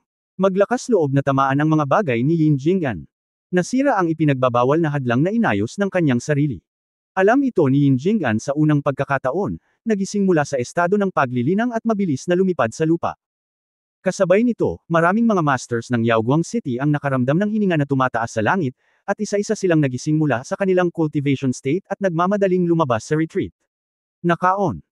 Isang tuktok ng bundok na libu-libong milya ang layo mula sa Yaoguang City, isang nasa katanghaliang gulang na babae na nakasuot ng makukulay na damit at isang korona ng phoenix sa kanyang ulo ay biglang tumingala sa langit, pagkatapos ay nagbago ng husto ang kanyang mukha, at ibinuko niya ang kanyang bibig at bumitaw ng mahabang sipol, "She-it." Halatang tao pero nakatunog ito ng ibon. Kung maingat mong makilala ang tunog, maririnig mo na ang tunog ng ibon na ito ay tawag ng Maya. Matapos ang mahabang sipol ng babaeng nasa edad 40, ang buong bundok sa loob ng radius na daan-daang milya ay sunod-sunod na tumugon. Lahat ng uri ng ibon ay umuungal bilang tugon. Pagkatapos ay sunod-sunod na makukulay na ilaw ang dumating patungo sa bundok kung saan naroon ang nasa katanghaliang gulang na babae. Wala pang isang sandali, ang kalangitan ay puno ng mga lumilipad na ibon, na lumilikha ng isang tanawin ng daan-daang mga ibon na nagbibigay-pugay sa phoenix. Ang unang dumating ay 3 batis ng liwanag, itim, kulay abo at berde. Nang makalapit sila, kitang-kita nila na ang itim ay agila ng bundok, ang kulay abo ay Maya, at ang berde ay isang mandarin duck. Lahat sila ay lumilipad na mga ibon, at sa lalong madaling panahon pagkatapos lumapag sa harap ng nasa katanghaliang gulang na babae, ang agila ng bundok ay naging isang nasa katanghaliang gulang na lalaki na nakasuot ng itim na damit. Ang kulay abong Maya ay naging isang matandang lalaki, na may mga itim na butik sa buong mukha, na mukhang napakadiri. Sa wakas, ang berdeng mandarin duck ay naging isang magandang batang babae na nakasuot ng berdeng damit. Isa itong transformed na demonyo. Pagbati sa reyna ng Dongting, ang 3 nagbagong anyo ay yumuko ng magalang sa harap ng nasa katanghaliang gulang na babae, na tinawag siyang reyna ng Dongting. "Bumangon ka, nararamdaman mo ba ang hininga?" Tanong ng reyna ng Dongting na may ningning sa kanyang mga mata. Ang berdeng nakadamit na babae kasama ng 3 tao ay mukhang medyo nasasabik at sinabi, "Madam Dongting, ito ba ang hininga ng Young Master?" "Ito ang hininga ng Young Master. Ilang dekada na kaming naghahanap, at natagpuan lang namin ito sa teritoryo ng sangkatauhan. Ngayon sa wakas ay mayroon kaming balita. Ang lahat ng mga ibon sa itaas ng 3 antas na maaari ninyong tipunin ay maaaring sumunod sa akin sa Yaoguang City. Matagal ko nang nahulaan na ang Young Master ay mapupunta sa Yaoguang City. Ngayon parang totoo na. Ang lungsod ng Yaoguang ng sangkatauhan ay ang lugar na pinakaayaw nating lahi ng demonyo." Sa paglipas ng mga taon, hindi mabilang na mga demonyong disipulo ang nahuli at dinala sa Yaoguang City bilang mga alipin, at hindi mabilang na mga demonyong disipulo ang namatay sa lungsod na iyon. Ngayon ay isang magandang pagkakataon para sa amin upang pumunta doon at gumawa ng ilang mga problema at sirain ang makasalanang lungsod na iyon. Nagsalita si Madam Dongting na may nakakalokong tingin. Sa oras na ito, ang batang babae na ang tunay na anyo ay isang berdeng mandarin duck ay nag-aalalang nagsabi, "Aking reyna, narinig ko na sa lungsod ng Demon Light City, mayroong 3 master sa huling yugto ng Nascent Soul ng Hayagan, at 3 dakilang Nascent Soul Masters ng palihim. Ang isa sa kanila ay malamang na pumasok sa labas ng katawan. Dagdag pa, ang Demon Light City ay mayroong Demon Light Array na partikular na nagtatarget sa ating lahi ng demonyo. Masyado bang delikado ang pagpunta natin doon?" Gayun din, ang 2 lahi ng mga tao ay pumirma ng isang non-aggression agreement. Magkakaroon ba ng anumang mga problema kung pupunta tayo doon sa isang malaking sukat? Bago pa makapagsalita si Reyna Dongting, si Blackhawk sa gilid ay sumangot ng malamig, masyado kang nag-aalala, Xiaoqing. Hindi pa rin alam kung mayroon silang mga master sa out-of-body realm. Kahit meron, ano ang magagawa nito? Huwag kalimutan na ang Reyna ng Dongting ay maihahambing din sa ika-5 pagliko na dakilang demonyo sa labas ng katawan ng sangkatauhan, at kaming tatlo ay nasa tuktok din ng ika-4 na pagliko. Hindi ba ibig sabihin na ang pang-4 na turn peak ng ating lahi ng demonyo ay hindi kasing ganda ng Yuanying Great Perfection ng maliit na lahi ng tao? Sa pagkakaalam ko, ang Yaoguang City ay madalas na nakakahuli at nanghuhuli ng mga demonyong hayop sa mga nakaraang taon. Ang mga demonyo ng 5 kontinente sa teritoryo ng bundok ay hindi nasisiyahan at ilang beses na nilang sinalakay ang Yaoguang City. Kaya lang walang malakas na tribo ng demonyo na mamumuno at sila ay lumalaban sa kanilang sarili, kaya ang Yaoguang City ay hindi nakaranas ng anumang pinsala. Ngunit ngayon ay mayroon kaming reyna na mamumuno sa amin, at naniniwala ako na ang mga tribo ng demonyo ay kikilos din pagkatapos makuha ang balita. Sa oras na iyon, ano ang dapat ikatakot kapag sinalakay ng malakihang tribo ng demonyo ang lungsod ng Yaoguang? Kabanata 728 Phoenix Egg. Matapos magsalita ang nasa katanghaliang gulang na lalaki na nagbagong anyo mula sa isang Mountain Eagle, sumang-ayon si Lady Dongting, tama ang sinabi ni Dashan. Sa pagkakaalam ko, ang mga tao sa Yaoguang City ay naging sobra-sobra sa mga nakalipas na dekada. Nakapatay na sila ng ilang pang-4 na antas na halimaw sa teritoryo ng Dashan. Marahil ngayon ay isang pagkakataon. Kapag kumilos tayo, hindi uupo ang mga halimaw na iyon sa teritoryo ng Dashan.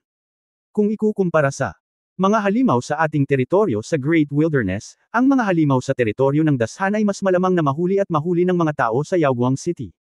Para sa Yaoguang Array sa Yaoguang City, ito ay talagang isang problema. Gayunpaman, mula sa aking pagmamasid sa kalangitan, ang Yaoguang City ay dapat na nasa isang malaking gulo.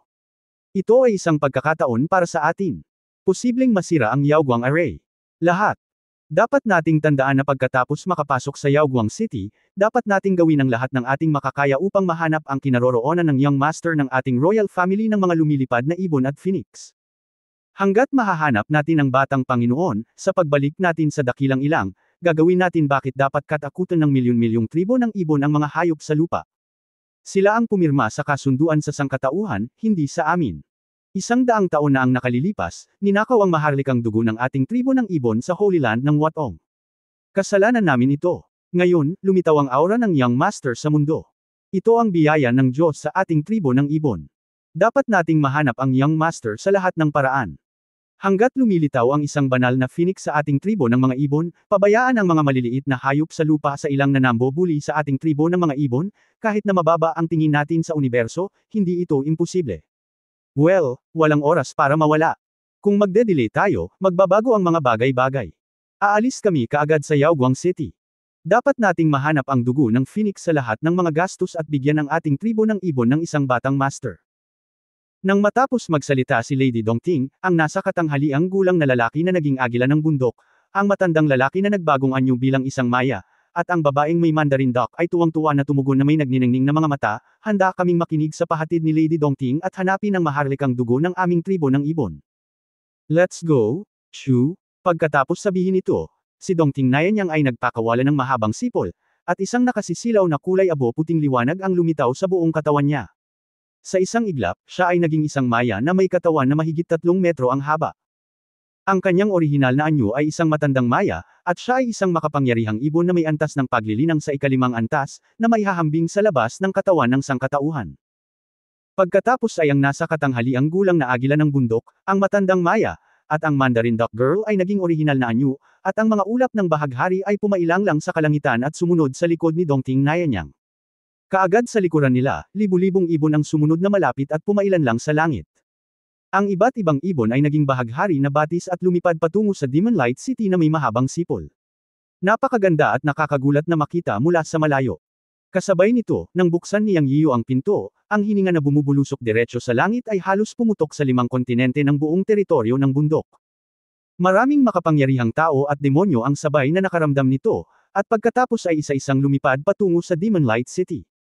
Ang ikinagulat ni Yang Yiyo ay nakakita siya ng daan-daang makulay na Demon Beast Kill.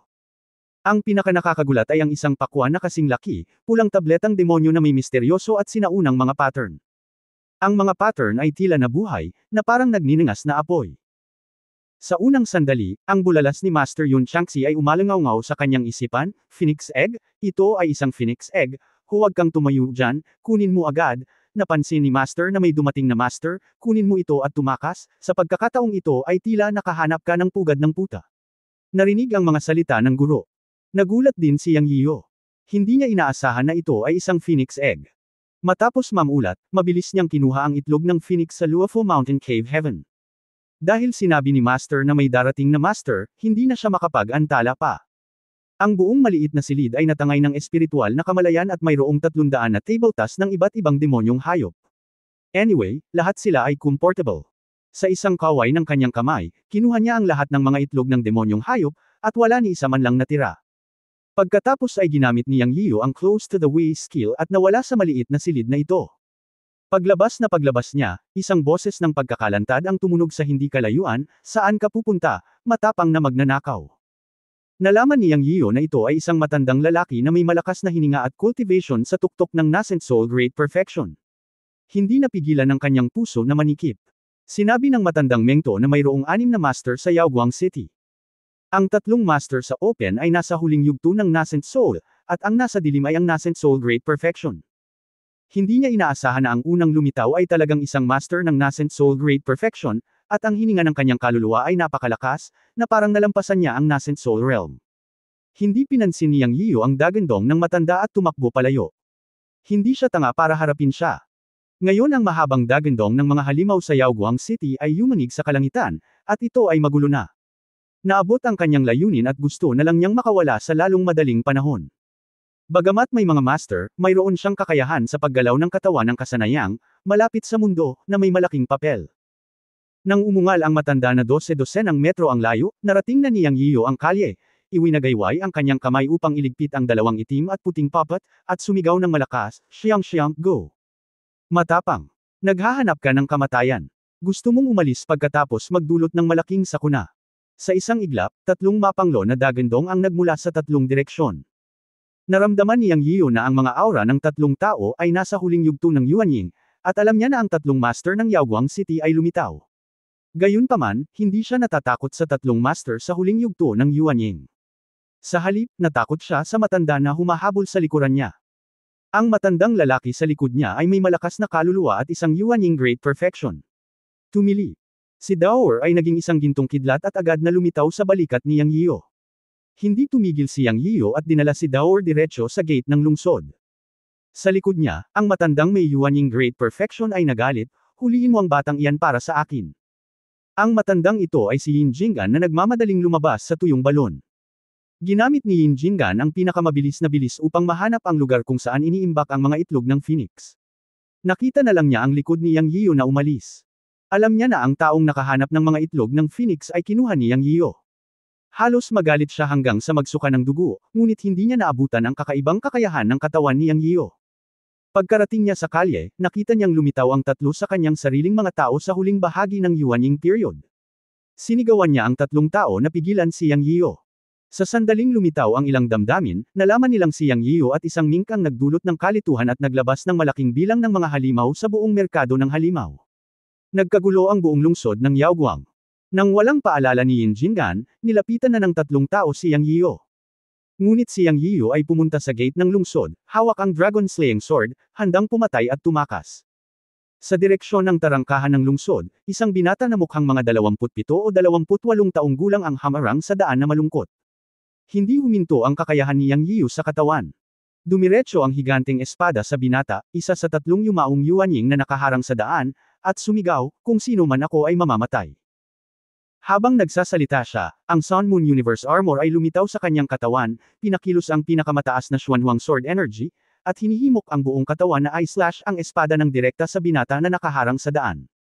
Ang binata ay mukhang 27 o 28 taong gulang lamang, ngunit sa katunayan siya ay isang matandang halimaw na nagsasanay sa loob ng 100 taon. Isa siya sa 3 master ng yumaong Yuanying sa Yaoguang City. Gayunpaman, ang mga taong nagsagawa ng Taoismo ay hindi maaaring hatulan sa pamamagitan ng kanilang hitsura. Sa kanyang mga mata, si Yang Yiyo ay bata pa lamang sa unang bahagi ng Yuanying stage. Nang makitang hinahampas siya ni Yang Yiyo ng isang espada, ang binata ay sumangot ng malamig, "Sobrang pagpapahalaga mo sa sarili mong kakayahan. Hindi natapos ang salitang, bago biglang huminto ang boses, dahil naramdaman niya ang kapangyarihan ni Yang Yiu, na hindi talaga kayang gawin ng unang yugto ng Yuanying, at nalampasan pa ang lakas ng huling yugto ng Yuanying. Ang kapangyarihan ng enerhiya ng espada ay napakayang at malakas na nagbigay sa mga tao ng pakiramdam ng kapangyarihan upang likhain ang mundo. Dahil dito, nagbago ng husto ang mukha ng binata. Alam niyang minamaliit niya ang kalaban. Sa pagmamadali, isang mahabang sibat ang lumitaw sa kamay ng binata at ang tunay na enerhiya na kanyang pinaganya ay sumalubong sa espada ni Yang Yiu na may sibat. Sibat at espadang magkasalubong. Boom! Si Yang Yiu ay isang pambihirang dragon-slaying sword, na may Xuanhuang sword chi sa loob at higit pa kaysa dati. Ngayon ay maaari na niyang gamitin ang 30% ng kapangyarihan ng dragon-slaying sword, kasama ang sarili niyang malakas na tunay na chi para himukin ang espada, masasabing full power ito. Bagamat ang binata ay nasa huling yugto ng Yuanying, hindi niya sineseryoso si Yang Yiu sa simula. Hanggang sa paglitaw ng lakas ng espada ni Yang Yiu ay napagtanto ng binata na minamaliit niya ang kalaban at nagmamadaling salubungin ang kalaban. Sa pagkakataong ito siya ay tiyak na magdusa ng isang pagkawala. Pagkatapos ng dagandong, hindi nabawasan ang bilis ni Yang Yiu. Sinugod niya ang binata at dumiretso pa rin sa gate ng lungsod. Isang malaking subo ng dugo ang iniluwan ng binata kasabay ng isang buga. Ang kanyang kaliwang braso ay direktang pinutol ng espada ni Yang Yiu. Mula sa malayo, nawala ang kalahati ng kanyang katawan.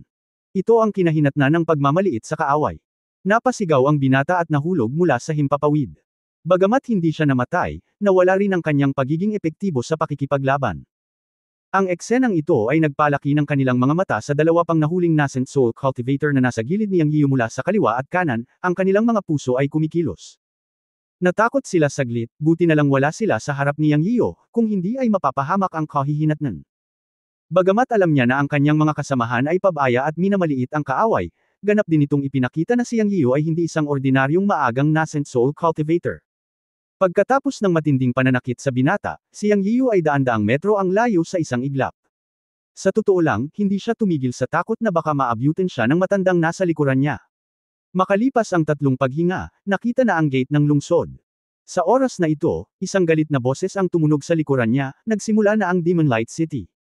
Boss! Sa susunod na sandali, ang buong Demon Light City ay umungol, at isang malaking hadlang ang lumitaw sa lahat ng direksyon sa kalangitan at sa lupa, na ganap na sumasakop sa Demon Light City. Nang makita ito, nadurog ang puso ni Yang Yiu, at alam niyang hindi siya makakatakas. Kabanata 729, napapaligiran ng 3 guro. Anuman ang uri ng proteksyon na pormasayon ng lungsod, alam ni Yang Yiu na hindi ito magiging simple. Ang pagbuo ng Yaoguang City, narinig ko ang matandang lalaki na sumisigaw ng Yaoguang Formation. Hindi ko alam kung ang lungsod ay ipinangalan sa pagbuo, o ang pagbuo ay ipinangalan sa lungsod. Anyway, kahit alin ito, nang mabuksan ang formation, alam ni Yang Yiu na hindi siya makakaalis. Hindi siya baguhan sa pormasayon, kaya natural niyang nakikita ang Kat-Anji tanging pormasayon na ito. Kahit nahilingin sa mga insekto na basagin ang pormasayon, hindi ito masisira sa 1 o 2 beses.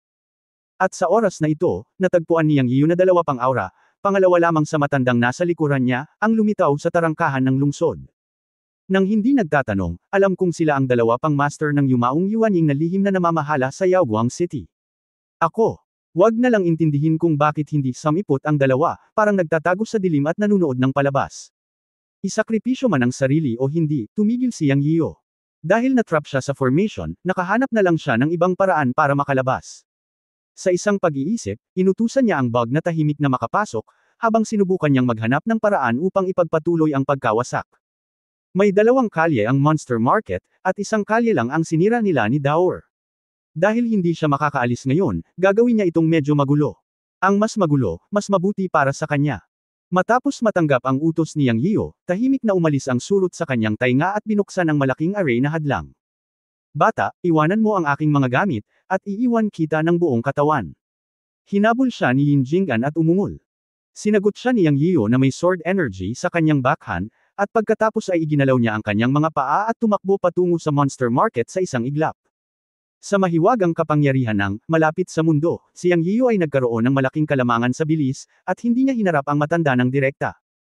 Isang sword energy ang direktang tumama sa kanya, at ang mga mata ni Yin Jinggan ay namuo at ngumuso para tunawin ito, ngunit nalaman niyang si Yang Yiu ay tumakbo na ng daan-daang metro palayo, at agad siyang nagalit at napasigaw. Binata, puputulan kita. Galit na hinabol siya ni Yin Jinggan. Pagkaraan ng ilang sandali, nang umalis si Yin Jing'an, ang espiritual na enerhiya sa lugar ay lumakas, at dalawang tao, isang matanda at isang bata, ang lumitaw. Ang bata ay mukhang nasa maagang 20s, at ang matanda ay nasa edad na 60. Sila ang dalawa pang master ng Yuanying Great Perfection sa Yaoguang City. Ang bata ay si Shu Jian mula sa Qingtian sect ng Beishanshu, at ang huli ay si Mamingshan mula sa Lingshan Valley ng Dongshenzhou. Narinig ko na lang na sinabi ng matandang si Mamingshan mula sa Lingshan Valley sa binatang si Shu Jian mula sa Qingtian Gate, ano sa palagay mo, matandang halimaw na si Shu? Ang binata na si Shu Jian, na tinawag ng matandang halimaw na si Shu, ay sumimangot at nagsabi, matandang aswang ma, huwag kang magkunwaring nalilito. Ang matandang immortal na si Yin Jing'an ay malamang na may mahalagang bagay na kinuha ng batang iyon, kung hindi, bakit niya bubuksan ang Demon Light Array anuman ang kaguluhan sa lungsod? Ang susi ay ano ang dapat nating gawin ngayon? Gusto mo ba ng tulong? Ang Demon Light Array ay mabubuksan ng matandang immortal na si Yin Jing'an, at maaari rin nating isara ito. Si Mamingshan mula sa Lingshan Valley ay malamig na bumantong hininga at sinabi, ano pa ang magagawa natin? Malinaw na napansin ni Yin Jing'an ang presensya mo at ang aking presensya at sadyang binuksan ang hanay upang pigilan kaming manood ng palabas at hilahin kami sa tubig. Huwag kalimutan na ang lumang immortal na Yin ay nasa labas ng katawan na kaharian ng kaluluwa. Bagamat nagkamali siya, maaari siyang pumasok sa out-of-body realm anumang oras kung talagang mapipilitan siya sa isang sulok. Kung ikaw at ako ay hindi kumikilos sa oras na iyon, tiyak na magdudulot ito ng gulo sa kanya. Ngayong ang Demon Light City ay ginulo na ng batang iyon, kung hindi tayo aaksyonan, maghahirap din ang mga negosyong nasa ilalim mo at ng aking dalawang kumpanya. Bilang karagdagan, ang Demon Light The Formation ay hindi na maisasara. Libu-libong halimaw ang pinakawalan mula sa Monster Market, at ang hiningang bumasag sa siyam na langit noon ay hindi may iwasang maakit ang malalaking halimaw sa labas upang salakayin ang Yaoguang City. Ngayon ay maaari ka na lamang sumunod sa likod ng matandang lalaki na si Yin Jing'an upang linisin ang kanyang puwet. Wala kang choice. Si Shu Jian, na mukhang binata, ay tumanggo sa isip at galit na sinabi, totoo. Puot na si Yin Jing'an, hindi ko alam kung paano niya nasaktan ang isang kakaibang lalaki. Ngayon ay mabuti, at ito rin ay nagsasangkot sa atin, ngunit sa aking palagay, maaari pa rin tayong sumali sa kasiyahan. Ang sinaunang espada sa kamay ng batang iyon at ang armor ng makina sa kanyang katawan ay mukhang hindi pangkaraniwan. At maaari siyang mangolekta ng ilang mga batang babae sa pagsisid ng perlas at mawala. Ang batang iyon ay dapat magkaroon ng isang kuweba na magic weapon. Bukod pa rito, para magalit ng husto si Yin Jing'an, sa palagay ko ang batang iyon ay may napakahalagang bagay sa kanya, tulad ng hiningang pumailan lang sa langit noon, na tila hininga ng ilang uri ng banal na hayop.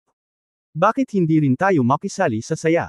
Hindi natin mapupunasan ng wala ang puwet ni Yin Jing'an, di ba? Yun nga ang ibig kong sabihin.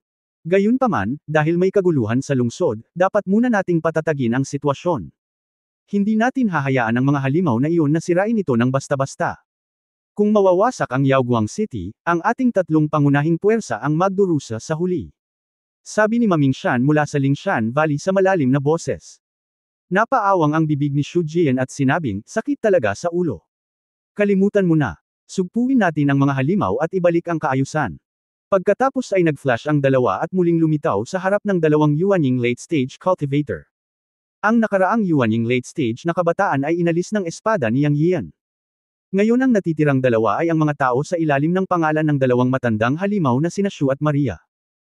Hahabulin sana nila si Yang Yian, ngunit nang makita nilang lumitaw ang dalawang matandang halimaw na sina Shu at Ma, dali-dali silang huminto at sumaludo, kilalanin sina Elder Shu at Elder Ma. Sinabi ni Mamingshan sa malalim na boses, huwag na kayong magsalita ng walang kaparerekan at agad na ipatawag ang lahat ng mga bantay ng lungsod sa kaba ng bayan upang magdala ng sapat na mga lubod ng halimaw upang sugpuin ang mga halimaw sa lungsod. Ipaubaya sa amin ang bata, at pumunta na kayo at gawin ito ng mabilis. Susunod ako sa utos ng matanda. Ang dalawang Yuanying ay tila napakagalang sa harap ni Shu at Maria. Bagamat isang maliit na kaharian lamang ang pagitan ng dalawang panig, alam nila na ang kanilang mga lakas ay magkalayo, at hindi sila nang ahas na pabayaan ito. Pagkaalis ng dalawa, nagkatinginan sina Shu at Ma at hinabol sina Yang Yian at Yin Jing'an. Sa sandaling ito, si Yang Yiu ay parang lobo na pumapasok sa kulungan ng mga tupa. Naging kidlat siya at naglakbay sa mga lansangan ng Monster Market. Hinawakan niya ang Dragon Slaying Sword at pinatay ang lahat ng Diyos at tao na hamarang sa kanyang daraanan. Pinutol niya ang lahat ng mga hadlang gamit ang isang espada. Casual niyang hinati ang mga bakal na kulungan at nagpakawala ng mas maraming halimaw. Ang Yaoguang City ay nasa kaguluhan. Matapos lumabas ang mga halimaw sa maraming bilang, tiyak na magdudulot sila ng pagkawasak. May mga bakas ng mga halimaw na tumatakbo sa kung saan-saan. Si Yang Yiyo ay hinabol ni Yin Jinggan at hindi nang ahas na manatili. Gayunpaman, ang mga halimaw na pinakawalan niya ay nagdulot din ng ilang mga hadlang kay Yin Jinggan. Hindi niya naabutan si Yang Yiyo at nagagawa lamang niyang magmura sa malayo. Para kay Yang Yiyo, na makapagpapasigaw sa galit sa mga master ng Yuan Ying de Quan, isang salita lang ang nasa puso niya. Sa isang tiyak na sandali, si Yang Yiyo ay biglang nakakita ng isang negosyo na may malaking gusali. Nakalagay sa plate na Lingshan Valley Business. May plaka din sa tapat ng kalye sa hindi kalayuan. Natuwa si Yang Yiyo nang makita ito. Bueno, ang mga kumpanya ng negosyo sa ilalim ng tatlong pangunahing puwersa sa Yaoguang City ay nagtipon-tipon. Ang Yinyang Trading Company ay nawasak niya. Ngayong nakatagpo na niya ang dalawa pang malalaking kumpanya sa pangangalakal, wala siyang pagpipilian kundi sirain ang lahat. Anyway, na-offend na niya sila. Walang magandang pakiramdam si Yang Yian sa kumpanyang ito ng kalakalan na nagbebenta ng mga alipin ng halimaw at halimaw na hayop. Isa-isa niyang sisirain ang mga ito. Mayroong hindi mabilang na mga vendor na nagbebenta ng mga halimaw na hayop sa buong Monster Beast Market, ngunit walang duda na ang mga kumpanya ng kalakalan sa ilalim ng tatlong pangunahing puwersa ay ang pinakamakapangyarihan at ang pinakaitim na puso, kaya't si Yang Yian ay walang psikolohikal na pasanin. Sumugod siya sa Lingshan Valley Trading Company sa isang iglap, at pinatay ang ilang cultivator sa maagang yugto ng nascent soul sa sandaling siya ay pumasok. Ang iba ay natakot at tumakas sa lahat ng direksyon. Tumawa ng malakas si Yang at iwinagayway ang kanyang espada sa mga halimaw na hayop na nakakulong sa Lingshan Valley Trading Company. Binuksan niya ang lahat ng halimaw na hola na may kalabog, naging hangin at lumipad palabas. Sa ilalim ng indayog ng kanyang espada, pinunit pa niya ang plaka ng Lingshan Valley Trading Company. Binata, napakapangahas mo, si Maming Shan, na humahabol sa likod, ay halos magsuka ng dugo sa galit, pinapanood si Yang Yian na sirain ang kanyang Lingshan Valley Trading Company. Sa oras na ito, si Yang Yian ay sumugod na sa tanging natitirang Qingtian Commercial Bank.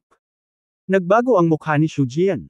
Natural, nakita niya ang intensyon ni Yang Yian. Malamig siyang sumangot at naging bahaghari na batis para habulin siya. Ang kanyang bilis ay hindi mas mabagal kaysa kay Yang Yian. Sinamantala ni Yang Yian ang kanyang bilis at walang ingat na sumugod sa Qingtian Commercial Bank. Nang iwagayway niya ang kanyang espada upang sirain ang plate ng Qingtian Gate, isang malakas na hangin ang umihip sa kanyang likuran. Nagulat siya at umiwas. Bang! Isang malaking hukay ang lumitaw kung saan siya umiwas. Sa oras na ito, tumakbo si Yang Yian nang hindi nag-iisip, ngunit nakita niya sa gilid ng kanyang mata na ang binata sa likod niya ay isang Yuan Ying de Quan Master na hindi naman mas mabagal sa kanya. Diretso niyang hinampas ng palad ang likod niya. Nagulat si Yang Yian. Alam mo, ginamit niya ang magical body method ng close to the world skill. Ang kalamangan sa bilis na mayroon siya sa simula ay nagbigay daan sa kanya na madaling lumangoy sa ilalim ng pagtugis ng master ng Yuan Ying de Quan at gawing sumpa ang kabilang partido. Sa hindi inaasahang pagkakataon, may nakilala siyang isang taong ang bilis ay hindi bababa sa kanya. Sa sandaling ito, napagtanto ni Yang Yiyo na siya ay pabaya at minamaliit ang lahat sa mundo. Hindi lang siya ang may supernatural na kapangyarihan ng paggalaw ng katawan. Ang iba ay mayroon din ito. Nakaharap sa palad ng kalaban, si Yang Yiyo ay maaari lamang sumugod upang salubungin ang kalaban. Inipon niya ang lahat ng kanyang lakas, ikinuyom ang kanyang kamao at sinuntok ang palad ng kalaban. Bang! Puff! Sa isang suntok lang, samukan ng dugo si Yang Yiyo at lumipad pabalik. Naunawaan din niya ang agwat sa pagitan niya at ng Yuan Ying Great Perfection. Bang! Sa isang iglap, lumipad ang katawan niya ng mahigit 20 metro ang layo at tumama sa pader. Sa susunod na sandali, nalaman ni Yang Yiyo na napapaligiran siya ng tatlong Yuan Ying Great Perfection Master sa hugis ng isang tapos na produkto. Kabanata 730, Ikalimang Pagbabagong Demonyo. Si Yang Yian ay nakahiga sa mga guho, pakiramdam na ang kanyang buong katawan ay nahuhulog.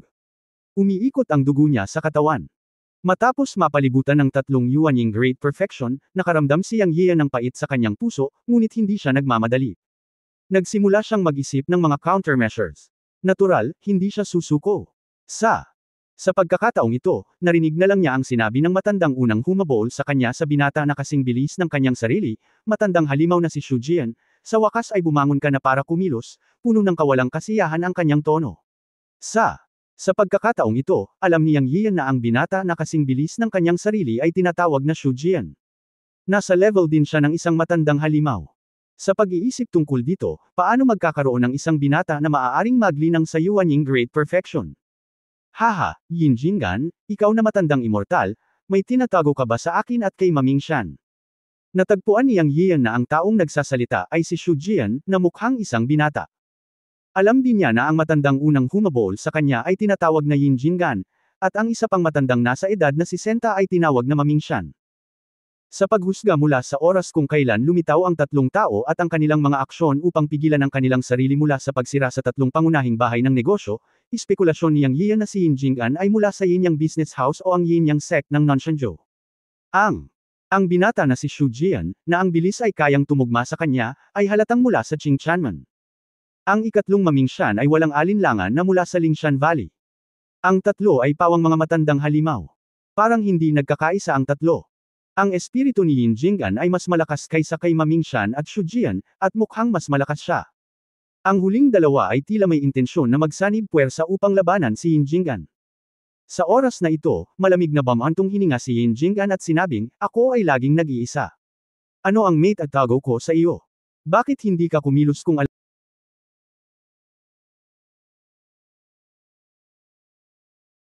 alam mong ginulo ng batang iyon ang Monster Market? Medyo hindi komportable si Yin Jingan, ngunit siya ay isang matandang Zoro at inikot ang mga mesa. Alam niyang Yian na ang pagiging hindi natural ni Yin Jingan ay dahil sa itlog ng phoenix sa kanyang katawan. Tila hindi alam ni na Maming Shan at Shu Jian, at ayaw ni Yin Jingan na malaman nila. Matandang multo Yin, huwag mo akong sisihin. Inayos namin ang mga tao upang sugpuin ang kaguluhan ng mga halimaw sa lungsod. Tatlo lang kami dito, kaya wag kang magpapatalo. Halatang may kinuha sa iyo ang batang nasa guho, kaya hinabol mo ang batang iyon sa kabila ng kaguluhan sa merkado ng halimaw.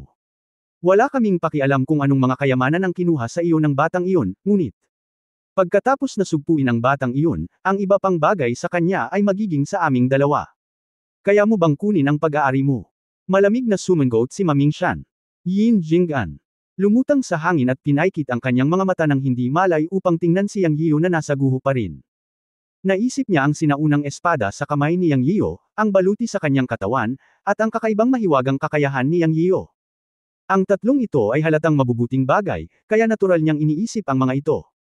Kung hindi, nang matagpuan niya si Maming Shan at ang dalawa pa sa dilim, hiniling niya sa kanila na harangin si Yang Yiu. Bakit mag-abala sa paghabol kay Yang Yiu? Ang layunin ay makuha ang mga bagay sa katawan ni Yang Yiu. Ito ang nakita niya sa bukas. Sino ang nakakaalam kung ano ang iba pang magagandang bagay na mayroon ang kakaibang batang ito? Gayunpaman, alam ni Yin Jingan na ito ay ibang panahon. Malinaw na nagsalita sina Maming Shan at Shu Jian. Si Yin Jingan ay hindi maaaring magpanggap na bingi. Napabuntong hininga siya sa kanyang puso. Sayang naman. Sa huli, alam niya na ang Phoenix Egg ang pinakamahalagang bagay sa kanya. Ang natitira ay maibibigay lamang kina Shu at Ma, ang dalawang matandang immortal, kung hindi ay pagtripan nila siya. Huminga ng malalim, malungkot na sinabi ni Yin Jingan, kayong dalawang matandang immortal ay talagang mahusay sa pagkalkula. Okay, aminado ako. Kung sugpuin mo ang batang iyon, babawiin ko ang pag-aari ko. Ang iba pang mga bagay sa batang iyon ay sa iyo. Deal. Nag-usap ang tatlong tao na parang naghahati ng cake, na nagpapasya sa kapalaran ni Yang Yian. Dahil dito, labis na ikinalungkot ni Yang Yian. Hindi siya sineseryoso ng tatlong matandang immortal sa kanilang mga salita. Sa pag-iisip nito, hindi na niya nakayanan. Sa isang dagandong, pumailan lang siya sa langit mula sa mga guho at malamig na sumangot, sa tingin ba ng tatlong matandang immortal ay makakain nila ako? Si Yang Yian ay pumailang lang sa langit at nagmura at gustong lumipad palayo sa himpapawid. Ngunit sa oras na ito, ang tatlong matandang halimaw na nakarating sa mahusay na kasakdalan ng Yuanying ay sabay-sabay na pinaghahampas ang kanilang mga palad kay Yang Yian sa kawalan. Boom boom boom. Ang tatlo ay nakatayo sa isang tapos na hugis ng hindi gumagalaw, mga 30 metro ang layo mula sa Yang Yian, ngunit pinalibutan si Yang Yian sa gitna. Ang tatlo sa kanila ay bawat isa ay nagbigay sa kanya ng 3 palad sa hangin, at si Yang Yian ay nakaramdam ng pagkahilo at parang sisibog na siya. Ang buong katawan niya ay tila idiniin pababa ng 3 bundok, at hindi niya maiwasang matamba. Boom! Sa isang mapurol na tunog, ang katawan ni Yang Yian ay bumagsak sa lupa tulad ng isang batis, na nabasag ang isang malaking butas sa lupa at direktang bumagsak sa lupa na higit sa 10 metro ang lalim. Puff! Ubo-ubo. Sa pagkakataong ito ng samuka siya ng dugo, malinaw na naramdaman niyang nabali ang malaking bahagi ng kanyang mga buto. Wala siyang kapangyarihan na lumaban sa harap ng tatlong Yuanying Great Perfection, hindi nakakagulat na tretuhin siya bilang hangin ng iba sa kanilang pag-uusap. Galit na galit pero walang choice si Yang. Sa oras na ito, isang kulog ang umalingaw sa kalangitan. Boom! Tumangala si Yang Yian at tuwang-tuwa. Laging may daan palabas. Nang tumangala siya, nakita niya ang isang malaking ibon na lumilitaw sa langit. Sa mas malapit na pagsisiyasat, ito ay naging isang higanteng maya, na umaatake sa hadlang ng Demon Light City. Boom boom boom! Pagkatapos ay tumunog ang isang serye ng mga pag-atake, at ito ay napakaraming bilang ng mga lumilipad na ibon na tumakip sa kalangitan at araw at lumitaw sa itaas ng Demon Light City, at nagsimulang salakayin ang proteksyon na porma sayo ng Demon Light City. Napakalinaw ng transparent barrier light shield. Sa sandaling ito, ang biglaang malalaking ibon na halimaw ay nagpabago rin ng mukha ni Yin Jinggan at ng dalawa pa. The fifth turn big monster. Tinitigan ni Maming Shan ang malaking matandang maya sa labas ng barrier at napabulalas. Malaki rin ang pagbabago sa mukha ni Shu Jian, paano lilito ang isang fifth turn big monster. At lahat ng lumilipad na halimaw na sumusunod sa likuran ay lumilipad na halimaw. Sa kanila, si Yin Jing ay nanginginig. Siya lang ang nakakaalam kung bakit maraming lumilipad na halimaw. Walang duda na ito ay dahil sa itlog ng Phoenix. Ang Divine Bird Phoenix ay ang hari ng mga ibon sa mundo.